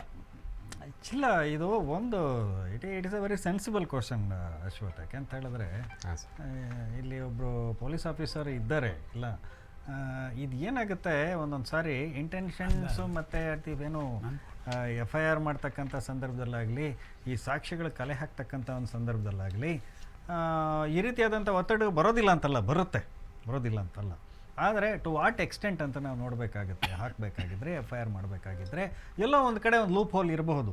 ಯಾಕೆಂತ ಹೇಳಿದ್ರೆ ನಾಳೆ ಬೆಳಗ್ಗೆ ಕೋರ್ಟುಗಳಲ್ಲಿ ಇದು ಮಾಡುವಾಗ ಆ ಒಂದು ಸಣ್ಣ ಒಂದು ಲೂಪ್ ಹೋಲ್ ಏನಿರುತ್ತೆ ಆನ್ ರೆಕಾರ್ಡ್, ಅದು ಅವರು ಮುಂದಿನ ಒಂದು ಏನು ಅವರನ್ನು ಖುಲಾಸೆ ಮಾಡಲಿಕ್ಕೋ ಅಥವಾ ಕ್ಲೀನ್ ಚಿಟ್ ತಗೊಳ್ಳೋದಕ್ಕೋ ಅಥವಾ ಅದರಿಂದ ಬಚಾವಾಗಲಿಕ್ಕೋ ಕಾರಣಗಳಾಗುತ್ತೆ. I think it is all technical, tactful. ಇದೆಲ್ಲ ಟ್ಯಾಕ್ಟ್ಫುಲ್. ಇದು ನಾವು ಬಹಳ ಅದನ್ನು ಹೇಗಾಗುತ್ತೆ ಅಂತ ಹೇಳಿದ್ರೆ ಒಂದು ಕಣ್ಸನ್ನೆ ಮತ್ತು ಇದರಲ್ಲಿ ಅಂಡರ್ಸ್ಟ್ಯಾಂಡಿಂಗ್ ರೀತಿಯಲ್ಲಿ ಅವೆಲ್ಲ ಕೆಲವು ಆಗೋಗ್ಬಿಡುತ್ತೆ ಕೆಲವು. ಹಾಗಾಗಿ ಇದೆ ಚಾನ್ಸಸ್ ಇಲ್ಲ ಅಂತಲ್ಲ. ಯಾಕೆ ಅಂತ ಹೇಳಿದ್ರೆ ಒಂದೊಂದು ಸಾರಿ ಕೇಸುಗಳು ಯಾವ ರೀತಿ ಬಿದ್ದೋಗುತ್ತೆ ಅಂತ, failure on the part of the prosecution ಅಂತ ಯಾಕಾಗುತ್ತೆ ಅಂತ ಹೇಳಿದ್ರೆ ಇದಕ್ಕೆ ಡಿಫೆಕ್ಟಿವ್ ಇದ್ದಿದ್ದಾಗ FIR ಅಥವಾ ಡಿಫೆಕ್ಟಿವ್ ಇದ್ದಿದ್ದಾಗ ಇನ್ವೆಸ್ಟಿಗೇಷನ್ಸು ಏನೂ ಇಲ್ಲದೆ ಇರೋವಾಗ ಕೋರ್ಟ್ ಆದರೂ ಏನು ಹೇಳುತ್ತೆ, ಕೋರ್ಟು ನಿಮ್ಮನ್ನು ಕನ್ವಿಕ್ಟ್ ಮಾಡಬೇಕಾಗಿದ್ರೆ if at all the court will arrive to a certain conclusion that he is guilty ಅಂತ ಹೇಳಬೇಕಾಗಿದ್ರೆ ಎಲ್ಲ ಪ್ರೂವ್ ಆಗಬೇಕಾಗುತ್ತೆ. ಒಂದು ಸಣ್ಣ ಡೌಟ್ ಬಂದರೂ ಕೂಡ ಒಂದು ಸಣ್ಣ ಡೌಟ್ ಬಂದರೂ ಕೂಡ benefit of doubt goes to the victim. ಇಲ್ಲ, ನಿಮ್ಮ ಪ್ರಶ್ನೆ ಸರಿ ಇದೆ. ಯಾಕೆ ಅಂದರೆ ಟಿಲ್ ಲಾಸ್ಟ್ ಮೊಮೆಂಟ್ ಏನು ನಾವು ಅಪೆಕ್ಸ್ ಕೋರ್ಟ್ ಅಂತ ಹೇಳ್ತೀವಿ, ಸುಪ್ರೀಂ ಕೋರ್ಟ್ ಆಫ್ ಇಂಡಿಯಾ, ಅಲ್ಲಿವರೆಗೂ ಕೂಡ ಯಾರೇ ಈ ಕೇಸನ್ನು ಡೀಲ್ ಮಾಡಲಿ ಆನೆಸ್ಟ್ ಟು ದ ಕೋರ್ ಇರಬೇಕು. Yes, honest to the core ಜೊತೆಗೆ ಎಫಿಷಿಯೆಂಟ್ ಆಗಿರಬೇಕು. Appreciation of facts and circumstances and evidence ಇರಬೇಕು. ಆ ಒಂದು ಲಕ್ಷ್ಮಣ ರೇಖೆ ಹಾಕ್ಕೊಂಡು ಜೀವನ ಮಾಡ್ತಾ ಇರೋರು ಮುಂದೆ ಬಂದರೆ ಕೇಸ್ ಈಸ್ ಸೇಫ್. ನಾವೆಲ್ಲ ಕಡೆನೂ ಎಲ್ಲ ಎಕ್ಸ್ಪೆಕ್ಟ್ ಮಾಡೋಕ್ಕಾಗುತ್ತೇನಾ? ನಾನದೇ ಒಂದು ಕೇಸಲ್ಲಿ ಮ್ಯಾಜಿಸ್ಟ್ರೇಟಿಂದ ಹಿಡಿದು ಹೈಕೋರ್ಟ್ವರೆಗೆ, ಸುಪ್ರೀಂ ಕೋರ್ಟ್ವರೆಗೆ ಕೈಯಲ್ಲಿ ಬರೆದ ಜಡ್ಜ್ಮೆಂಟ್ಸ್ ಇದ್ದಾವೆ. PAಗೆ ಡಿಕ್ಟೇಷನ್ ಕೊಟ್ಟರೆ ಇಲ್ಲಿ ಔಟ್ ಆಗಿಬಿಡುತ್ತೋ ಅಂತ. ಅಷ್ಟು ಆನೆಸ್ಟಿ ನಾನು ಜುಡಿಷಿಯರಿಯಲ್ಲಿ ನೋಡಿದ್ದೀನಿ. ನಮ್ಮ ಲಾಯರ್ಗಳಲ್ಲೂ ನೋಡಿದ್ದೀನಿ, ನಮ್ಮ ಪ್ರಾಸಿಕ್ಯೂಟರ್ಗಳಲ್ಲೂ ನೋಡಿದ್ದೀನಿ. ಬಟ್ ಇತ್ತೀಚೆಗೆ ನನಗೆ ಒಂದೊಂದು ಸಾರಿ ಬೇಜಾರು ಅನ್ನಿಸ್ತದೆ, ಯಾಕೋ ಆ ಸ್ಟ್ಯಾಂಡರ್ಡ್ ಕಡಿಮೆ ಆಗ್ತಾ ಇದೆಯೇನೋ ಅಂತ. ಆದರೆ ಒಳ್ಳೆಯವರು ಇದ್ದಾರೆ. ನಾನು ಯಾಕೆ ಪ್ರಶ್ನೆ ಒಂದು ಅಶ್ವಥ್, ಒಂದು ಸಣ್ಣ ಸಂಶಯ ಕೂಡ. ಈಗ ನ್ಯಾಯಾಧೀಶರಾಗಿ ಕೂತ್ಕೊಂಡಂಥವನಿಗೆ ಈಗ ನಿಮ್ಮನ್ನು ಕೊಲೆ ಅಪರಾಧಿ ನೀವೊಂದು ಮಾಡಿದ್ದೀರಾ ಅಂತಕ್ಕಂಥದ್ದು ನಾನು ತೀರ್ಮಾನಕ್ಕೆ ಬರಬೇಕಾದ್ರೆ ಜಡ್ಜು ನಾನು ಕೇವಲ 1-2 ನೋಡಿ ಸಮಗ್ರವಾಗಿ ನನ್ನ ಒಂದು 100 ಪ್ರಶ್ನೆಗಳಿಗೂ ಅದೇ ಸರಿಯಾದಂಥ ಉತ್ತರ ಬಂದ್ರೇ ನಾನು ನಿಮ್ಮನ್ನು ಕನ್ವಿಕ್ಟ್ ಮಾಡಲಿಕ್ಕಾಗೋದು. ಈ ವಿಚಾರಣೆ ಹಂತದಲ್ಲಿ ಸಂದರ್ಭದಲ್ಲಿ ಒಂದು ಸಣ್ಣ ಸಂಶಯ ಬಂದರೆ ಆಗ ಸಂಶಯ ಆರೋಪಿಗೆ ಒಂದು ಬೆನಿಫಿಟ್ ಆಗುತ್ತೆ. ದಟ್ ಈಸ್ ಇನ್ ದ ಕಾನೂನು. ಅಲ್ಲ ಸರ್, ನಾನು benefit of doubt goes to accuse. ನಾನು ಯಾಕೆ ಈ ಪ್ರಶ್ನೆ ಕೇಳಿದೆ ಅಂತಂದ್ರೆ ಸರ್, ನಾನು ಈಗ ಅಲ್ಲ ರಾಜೇಂದ್ರ ಅವರು ಹೇಳಿದಾಗ ಮಾತಿಗೆ ಒಂದು ಸೇರಿಸ್ತೇನೆ. ನಮ್ಮ ಲೀಗಲ್ ಏನು ನಾವು ಅಡ್ಮಿನಿಸ್ಟ್ರೇಷನ್ ಇದೆಯಲ್ಲ, ಎಸ್ಪೆಷಲಿ ಕ್ರಿಮಿನಲ್ ಲಾ, ಇದು ಅಡ್ಮಿನಿಸ್ಟ್ರೇಷನು 99.9 ಅಕ್ಯೂಸ್ಡ್ ಬಿಡುಗಡೆ ಆದರೂ ಪರವಾಗಿಲ್ಲ. ನಿಜವಾದ ಅಕ್ಯೂಸ್ಡ್ ಒಬ್ಬ ಇನ್ನೋಸೆಂಟ್ 0.1% ನಿರಪರಾಧಿಗೆ ಶಿಕ್ಷೆ ಆಗಬಾರ್ದು. ಆ ಬೆನಿಫಿಟನ್ನು ತಗೊಂಡು ಎಷ್ಟೋ ನಟೋರಿಯಸ್ ಅಪರಾಧಿಗಳು ಏನು ಗೇಟ್ ಪಾಸ್ ತಗೊಂಡು ಹೋಗ್ತಾ ಇದ್ದಾರೆ. ಅದು ಆಗಬಾರ್ದು. ಇಲ್ಲಿ ಅದಕ್ಕೆ ಹೇಳೋದು, ನಾವು ಕೂಡ ವಾದ ಮಾಡ್ತಾ ಇದ್ದೀವಿ.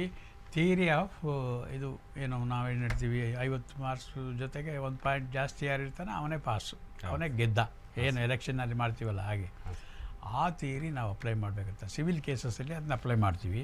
ಕ್ರಿಮಿನಲ್ ಕೇಸಸಲ್ಲಿ 99.9 ಅಲ್ಲ 100/100 ಬಂದ್ರೇ ಅವನಿಗೆ ಸಜ್ಜಾ ಕೊಡಬೇಕು ಅಂತ. ಸೊ ಇದು ಎಷ್ಟರ ಮಟ್ಟಿಗೆ ಸಾಧ್ಯ ಈಗಿನ ಕಾಲದಲ್ಲಿ ಅಂತ ನೀವು ಕೇಳಿದರೆ ನಿಜ, ನೋಬಡಿ ಈಸ್ ಪರ್ಫೆಕ್ಟ್. ಆದರೆ appreciation of the evidence before the court ಅವರಿಗೆ ಬಿಟ್ಟಿದ್ದು. ನಾನು ಒಂದು ಕೇಸಲ್ಲಿ ವೀರಪ್ಪನ ಇದರಲ್ಲಿ ನಾನೇ ಇನ್ವೆಸ್ಟಿಗೇಷನ್ ಮಾಡಿ ಅರೆಸ್ಟ್ ಮಾಡಿದ್ದು. ಸ್ವಲ್ಪ ಕೇಸ್ ಇಡಬೇಕಾದ್ರೆ ನಿಮಗೆ ನಮ್ಮ ಸೆಷನ್ ಜಡ್ಜಿಗೆ ಎಲ್ಲೋ ಸ್ವಲ್ಪ ಡೌಟ್ ಬಂತು, ಟ್ರಯಲ್ ಕೋರ್ಟ್ ಜಡ್ಜಿಗೆ. ಅವ್ರೇನು ಮಾಡಿದ್ರು, ಇದು ಹೇಗೆ ಡೆತ್ ಸೆಂಟೆನ್ಸ್ ಕೊಡೋದು ಕೇಸ್ ಅದು. ಒಬ್ಬರು DFO ಮರ್ಡರ್ ಮಾಡಿದ್ರು, ಅವರು ಇನ್ನೊಂದು SP ಗೆ ಮರ್ಡರ್ ಮಾಡಿದರು, ಸಬ್ ಇನ್ಸ್ಪೆಕ್ಟರ್ಗೆ ಮರ್ಡರ್ ಮಾಡಿದರು. ಈ 4 ಜನ ಅಪರಾಧಿಗಳು ನಟೋರಿಯಸ್ ಅಪರಾಧಿಗಳೇ. ಅವರಿಗೆ ಏನೋ ಒಂದು ಎದುರಿಸಿ ಅವರಿಗೆ ಸಾಕ್ಷಿ ಇಡಿಸಿರ್ಬೋದು ಅಂತ ಒಂದು ಕಂಟೆನ್ಷನ್ನು PP ಆರ್ಗ್ಯೂ ಮಾಡಿದ್ದ. ಅವ್ರದ್ದು ಡಿಫೆನ್ಸ್ ಲಾಯರ್ ಆರ್ಗ್ಯೂ ಮಾಡಿದ್ದ, PP ಮಾಡಿಲ್ಲ. ಅದನ್ನ ಇದು ಇಲ್ಲ, nowhere it has come in the evidence ಅಂತ ಹೇಳಿದರು. ಡಿಪೋಸಿಷನ್ ತೆಗೆದು ನೋಡಿದ್ರೆ ಎಲ್ಲೂ ಕೂಡ ಯಾರೂ ಸಾಕ್ಷಿ ಹೇಳಿಲ್ಲ, ಯಾರೂ ಕೂಡ ಅಪೀಲು ಕೂಡ ಮಾಡಿಲ್ಲ. ಅದರ ಆಗಿರುವಾಗ how can you presume that aspect and come to the point of reducing the offence it should have been highers on the higher side ಅಂತ. ಆಗ ಸುಪ್ರೀಂ ಕೋರ್ಟ್ ಅದನ್ನು ಅಬ್ಸರ್ವ್ ಮಾಡಿದಾಗ ಅವರೇ ಅಪೀಲ್ ಹೋಗಿದ್ರು, ಎಗನೆಸ್ಟ್ ಲೈಫ್ ಸೆಂಟೆನ್ಸೇ ಜಾಸ್ತಿ ಅಂತ ಹೋದರು.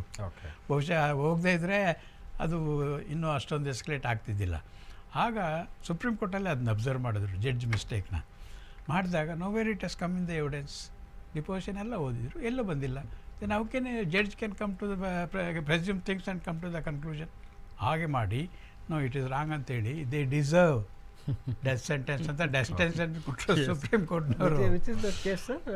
ವೀರಪ್ಪ ಅದೇ ಇವನು ಸೆಲ್ವಂದು ಮತ್ತು ಇವನು ಯಾರವನು ಮಾಟಳ್ಳಿ 4 ಜನ ಇದ್ದಾರೆ, ಇಬ್ಬರು ಇದ್ದಾರೆ.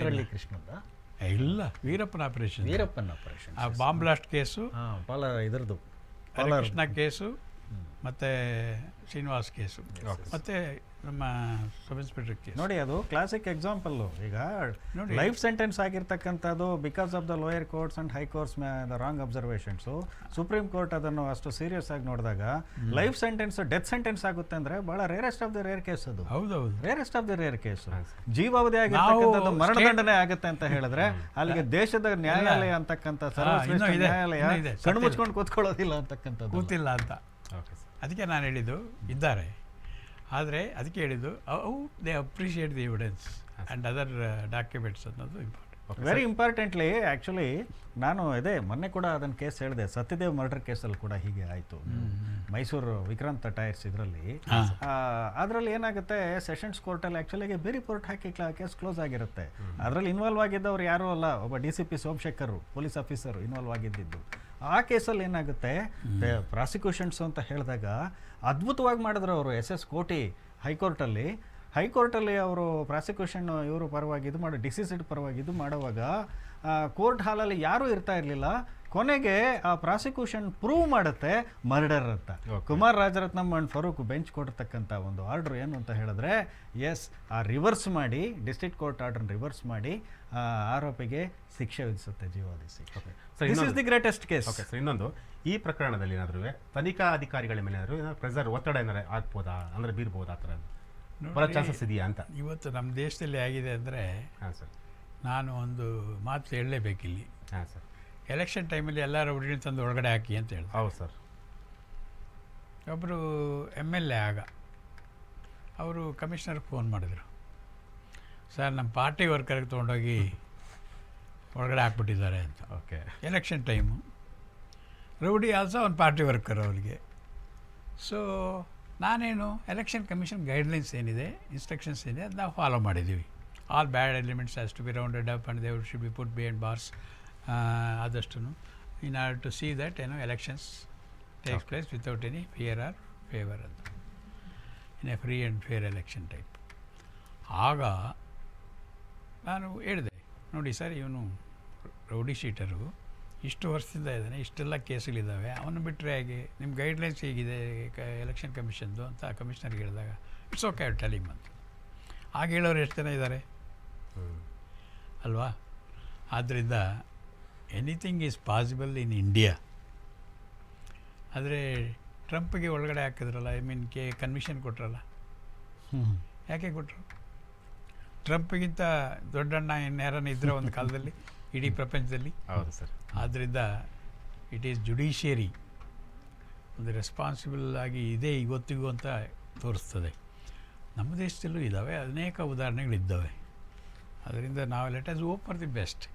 ಯಾರು ಐವೋಗಳಿದ್ದಾರೆ, so for they done a good work. Okay. ಯಾಕೆಂದರೆ ಶುರುವಲ್ಲೇ based on the injuries found on the body suspicious death ಅಂತ ತೊಗೊಳ್ಬೋದಿತ್ತು. ಆದರೆ they have taken straight away for murders. And 201 plus 302 ತೊಗೊಂಡಿರೋದ್ರಿಂದ there is a on the face of it the beginning itself is good. ಕೇಸನ್ನ sir, ಈ ಕೇಸನ್ನು investigation ಮಾಡ್ತಿರೋದು ACP Chandan Kumar sir. ಮುಂಚೆ ಅವರು ಶೇಷಾದ್ರಿಪುರಮಲ್ಲಿ ACP ಆಗಿ ಕೆಲಸ ಮಾಡಿದಂಥವ್ರು. ಅಲ್ಲ, it has not go by the name. ಯಾಕೆಂದರೆ ಒಳ್ಳೆ ನೇಮ್ ಇದೆ ಸರ್. ಯಾಕೆಂದರೆ ಈಗ ಸೋಷಿಯಲ್ ಮೀಡಿಯಾದಲ್ಲಿ ಏನಾಗಿದೆ ಅಂತಂತಂದರೆ, ನಿನ್ನೆ ಜಸ್ಟ್ ಅವ್ರಿಗೆ ಏನೋ ಒಂದು ಬಿರಿಯಾನಿ ಊಟ ಕೊಟ್ಟರಂತೆ, ಎಲ್ಲೋ ಒಂದು ಕಡೆ ಐವಗಳು ಅವ್ರಿಗೆ ಇನ್ವಾಲ್ವ್ ಆದ್ರಂತೆ, ಅವ್ರ ಜೊತೆ ಕೈ ಜೋಡಿಸಿದಾರಂತೆ, ಈ ರೀತಿಯಾದಂಥ ಒಂದಷ್ಟು ಮೆಸೇಜ್ಗಳು ಹರಿದಾಡ್ತಿದೆ. ನಾನು ಅದಕ್ಕೋಸ್ಕರ ಈ ಪ್ರಶ್ನೆ ಕೇಳಿದ್ದೆ ಸರ್, ಏನಾದರೂ ಈ ಒಂದು ಪ್ರಕರಣ ಏನಾದರೂ ಸರಿಯಾದ ರೀತಿಯಲ್ಲಿ ಹೋಗುತ್ತಾ ಅಥವಾ ಹಳ್ಳ ಹಿಡಿಯುತ್ತಾ ಅಂತಂತ. ನೋಡಿ, ನಾನು ಇವ್ರದ್ದು ನೋಡಿದೆ, ಪ್ರಜ್ವಲ್ನ ಅಕ್ಕಪಕ್ಕ ಇಬ್ಬರು ಲೇಡಿ ಪೊಲೀಸ್ ಅವ್ರೇನು ಒತ್ತರಿಸ್ಕೊಂಡು ಕೂತಿದ್ದಾರೆ. ಹೌದು ಸರ್. ಹಾಗಾದರೆ ಅವರು ಏನು ಫೇವರ್ ಮಾಡಿದ್ದಾರೆ ಪೊಲೀಸರು? ಏನು ಲೇಡೀಸ್ ಅಲ್ಲೂ ಸಪ್ಲೈ ಮಾಡಿಬಿಟ್ಟಿದ್ದಾರೆ ಅಂತ ಹೇಳೋಕ್ಕಾಗತ್ತಾ? ನೋಡಿ, ಊಟ ತಿಂಡಿ ಅದೆಲ್ಲ ಸಾಮಾನ್ಯ ಎಂಥವರು ಕೊಡೋದು ಕೂಡ ಮಾನವೀಯತೆ. ದಟ್ ಡಸಂಟ್ ಮೀನ್ ದಟ್ ಈ ಕ್ಯಾನ್ ಬಿ ಬಾಟ್ ಅಂತ. ನಾನು ಮಾಡಿದ್ದೀನಿ, ಒಳ್ಳೆ ರೀತಿ ಇಟ್ಕೊಂಡು ಇನ್ಫಾರ್ಮೇಷನ್ ಎಷ್ಟು ತೆಗಿಬೇಕೋ ಅಷ್ಟು ತೆಗೆದಿದ್ದೀನಿ. ಅರ್ಥ ಆಯ್ತೇನೋ? ಸೊ ಈಗಿನ ಕಾಲದಲ್ಲ, ಹಳೆ ಕಾಲದ ಪದ್ಧತಿ ಹೋದರೆ, ಹಳೆ ಕಾಲದ ಪೊಲೀಸು ನೋಡಿದ್ರೆ ಅವರು ಎಲ್ಲ ಕೊಟ್ಟು ಒಂದು ಕಡೆ ಬಾಯಿ ಬಿಡಿಸ್ತಾಯಿದ್ರು. ಈಗ ನಮ್ಮ ಕಡೆ ಬಾಯಿ ಬಿಡಿಸ್ಲಿಕ್ಕೆ ಬೇಕಾದಷ್ಟು ಲೈ ಡಿಟೆಕ್ಟರ್ಸ್ ಅಂತ ಯಾವುದಿದೆ ಸೈಂಟಿಫಿಕ್ ಮೆಥಡ್ಸ್ ಇದೆ. ಅವಾಗ ಏನೂ ಇಲ್ದಾಗ ಒಂಥರ ಏನೋ ಹಾರ್ಡ್ವೇರ್ ಕೆಲಸ ಮಾಡಿದಾಗ ಈಗ ಸಾಫ್ಟ್ವೇರ್ ಕೆಲಸನೇ ಮಾಡಬೇಕು. ಸಾಫ್ಟ್ವೇರಲ್ಲಿ ಭಾಳ ಮಾಹಿತಿ ತೆಗಿಬೋದು. ಸರ್, ಕೊನೆಯದಾಗಿ ಸರ್, ಈ ಒಂದು ಪ್ರಕರಣ ಯಾವ ಹಂತಕ್ಕೆ ಹೋಗುತ್ತೆ? ಅಂದರೆ ದರ್ಶನ್ ಅವ್ರಿಗೆ ಕನ್ವಿಕ್ಷನ್ ಆಗುತ್ತಾ ಈ ಪ್ರಕರಣದಲ್ಲಿ? ಕನ್ವಿಕ್ಷನ್ ಆದರೆ ಯಾವಾಗ ಆಗ್ಬೋದು? ನೋಡಿ, ಕನ್ವಿಕ್ಷನ್ ಆಗೋದು ಬಿಡೋದು ಬೇರೆ ಪ್ರಶ್ನೆ. ಓಕೆ. ಆದರೆ ಮ್ಯಾಕ್ಸಿಮಮ್ ಪನಿಷ್ಮೆಂಟ್ ಅಂತೂ ಆಗುತ್ತೆ ಇದರಲ್ಲಿ. 10 years ಆಗ್ಬೋದಾ? ನಾನು ಹೇಳಿದ್ನಲ್ಲ, maximum punishment in murder case is death sentence. Okay. Because it's rarest of the rare case by ಏನು ಸೆಲೆಬ್ರಿಟಿ. ಹಾಂ ಸರ್. ಸೆಲೆಬ್ರಿಟಿಗಳಿಗೆಲ್ಲ ಹಂಗೆ ಬಿಡಬಾರ್ದು. ಇಲ್ಲ, ಕೊನೆ ಪಕ್ಷ 20 ವರ್ಷನಾದರೂ ಇಡಬೇಕು, ಅಥವಾ ಲೈಫ್ ಎಂಟೈರ್ ಬಯೋಲಾಜಿಕಲ್ ಲೈಫ್ ಏನಿದೆ ಲೈಫಲ್ಲಿ ಒಳಗಡೆ ಇರಬೇಕು. Then is also safe and society is also safe. Otherwise ನೋಡಿ, ನೀವು ಹೇಳಿದ್ರಿ series of cases. Yes sir. ಯಾಕೆ ಗುಂಡ ಆಕ್ಟ್ ಆಗಬಾರ್ದು ಅಂತ? ಹೌದು ಸರ್. ಗುಂಡ ಆಕ್ಟ್ ಬೇಡ, at least taken the behaviour of the so called celebrity, ಅದು unbecoming of a celebrity. So ಎಷ್ಟು ಜನ ಫ್ಯಾನ್ ಫಾಲೋ ಇದ್ದಾರೆ ನೀವು ಹೇಳಿದ್ರಿ? ಲಕ್ಷಾಂತರ ಜನ ಇದ್ದಾರೆ, 50 ರಿಂದ 60 ಲಕ್ಷ ಜನ ಫ್ಯಾನ್ ಫಾಲೋಯಿಂಗ್ ಇದೆ. ನೋಡಿ, ಅವ್ರು ಕೆಡಬಾರ್ದಲ್ವಾ? ಹೌದು ಸರ್. ಅವ್ರದ್ದು ಇಂಟ್ರೆಸ್ಟ್ ನೋಡಬೇಕಲ್ಲ ನಾವು. ಅವ್ರು ತಪ್ಪು ಮಾಡಿದರೆ ನಾವು ನೋಡ್ಕೊಂಡಿರೋಕ್ಕಾಗತ್ತಾ? ಆದ್ದರಿಂದ ಅವ್ರಿಗೂ ಕೂಡ ಬುದ್ಧಿ ಬರಬೇಕು. ಈಗ ಮಾಡಿದ್ರೆ ಅಂತ ಇವರೊಬ್ಬರಿಗೆ ಡೆತ್ ಸೆಂಟೆನ್ಸ್ ಕೊಡಲಿ, ಎಷ್ಟು ಲಕ್ಷಾಂತರ ಜನ ಮಾರ್ಪಾಡಾಗ್ತಾರೆ ನೋಡಿ. ಹೌದು ಸರ್. ನೀವು ಈ ಪ್ರಕರಣವನ್ನು ಕೊನೆಯದಾಗಿ ಸರ್ ಅಂದರೆ ದರ್ಶನ್ ಅವ್ರಿಗೆ ಏನು ಹೇಳಕ್ಕೆ ಇಷ್ಟಪಡ್ತೀರಾ, ಅಥವಾ ದರ್ಶನನ್ನು ಫಾಲೋ ಮಾಡುವಂಥ ಅಭಿಮಾನಿಗಳಿಗೆ ಏನು ಇಷ್ಟಪಡ್ತೀರಾ, ಮತ್ತು ಬೇರೆ ನಟರುಗಳಿಗೆ ಏನಾದ್ರು ಒಂದು ಮೆಸೇಜ್ ಕೊಡೋಕೆ ಏನಾದ್ರು ಇಷ್ಟಪಡ್ತೀರಾ? ನಾವು ಮೆಸೇಜ್ ಕೊಡೋಕೆ ನಾವು ಯಾರು ಅದಲ್ಲ, ಇದು ಮೆಸೇಜ್ ಕೊಡ್ತಕ್ಕಂಥದ್ದಲ್ಲ. ಅದು ವೆರಾಸಿಟಿ ಆಫ್ ದಿ ಕೇಸ್ ಏನಾಗಲಿ, ಕ್ರೈಮ್ ಇಸ್ ಎ ಕ್ರೈಮ್, ಅರ್ಥ ಅಲ್ಲ ಇಸ್ ಇಲ್ಲ. ಇದನ್ನು ಕಾನೂನು ಬೇರೆಯವ್ರಿಗೆ ಸರ್, ಬೇರೆ ಯಾಕಂದ್ರೆ ದರ್ಶನ ಫಾಲೋ ಮಾಡೋ ಮಂದಿ ಜಾಸ್ತಿ ಜನ ಇದ್ದಾರೆ, ಇರಬಹುದು. ಸೊ ಹಾಗಾಗಿ ಕಾನೂನುಗಳು ಕೈಗೆ ತಗೊಂಡು ಈ ರೀತಿಯಾದಂತಹ ಒಂದು ದುಂಡಾವೃತ್ತಿ ಪ್ರವರ್ತನೆ ಮಾಡ್ತಕ್ಕಂಥವ್ರು ನಿಮ್ಮ ಅಭಿಮಾನಿ, ನಿಮ್ಮ ಮಾಡೆಲ್, ರೋಲ್ ಮಾಡೆಲ್ ಅಲ್ಲ ಅಂತ ಹೇಳ್ತೀನಿ. ಇವರೆಲ್ಲ ನಿಮ್ಮ ರೋಲ್ ಮಾಡೆಲ್ಸ್. Yes sir. ಹಾಗಾಗಿ ಇವರು ಯಾವುದು ನೀವು ಸ್ಕ್ರೀನ್ ಮೇಲೆ ನೋಡಿರ್ತಕ್ಕಂಥದ್ದು ಬೇರೆ, ಆದರೆ ಅಂಥ ವ್ಯಕ್ತಿಯ ನಾಯಕನೇ ಇವತ್ತು ಈ ರೀತಿಯಾದಂಥ ಒಂದು ದುಂಡಾವೃತ್ತಿಯಲ್ಲಿ ತೊಡಗಿದಾಗ ಅವರೆಲ್ಲರನ್ನು ನೀವು ಫಾಲೋ ಮಾಡಬೇಡಿ ಅಂತ ಹೇಳ್ತೀನಿ. ಯಥಾ ರಾಜ ತಥಾ ಪ್ರಜಾ ಆಗುತ್ತೆ. ಅವನ ನಾಯಕನೇ ಹಂಗೆ ಮಾಡಿದ್ರೆ ಅವ್ನ ಫಾಲೋಯರ್ಸ್ ಇನ್ನು ಹೆಂಗಿರ್ತಾರೆ ಅಂತ. ಸೊ ಸೈಡ್ ನಾಯಕ ಹ್ಯಾಸ್ ಟು ಬಿ ಓಕೆ, ನಾಯಕ. Given maximum punishment. Okay, thank you sir, thank you. ಇಷ್ಟೊತ್ತು ನಮ್ಮ ಕಾರ್ಯಕ್ರಮದಲ್ಲಿ ಭಾಗವಹಿಸಿದ ನಿಮಗೂ ಕೂಡ ಧನ್ಯವಾದ ಸರ್, ತಮಗೂ ಕೂಡ ಧನ್ಯವಾದ ಸರ್. ಎಸ್, ಇದಾಗಿತ್ತು ಇವತ್ತಿನ ಚರ್ಚಾ ಕಾರ್ಯಕ್ರಮ. ಮುಂದಿನ ಚರ್ಚಾ ಕಾರ್ಯಕ್ರಮದಲ್ಲಿ ಮತ್ತೆ ನಾವು ನಿಮ್ಮನ್ನು ಸಂಪರ್ಕ ಮಾಡ್ತೀವಿ.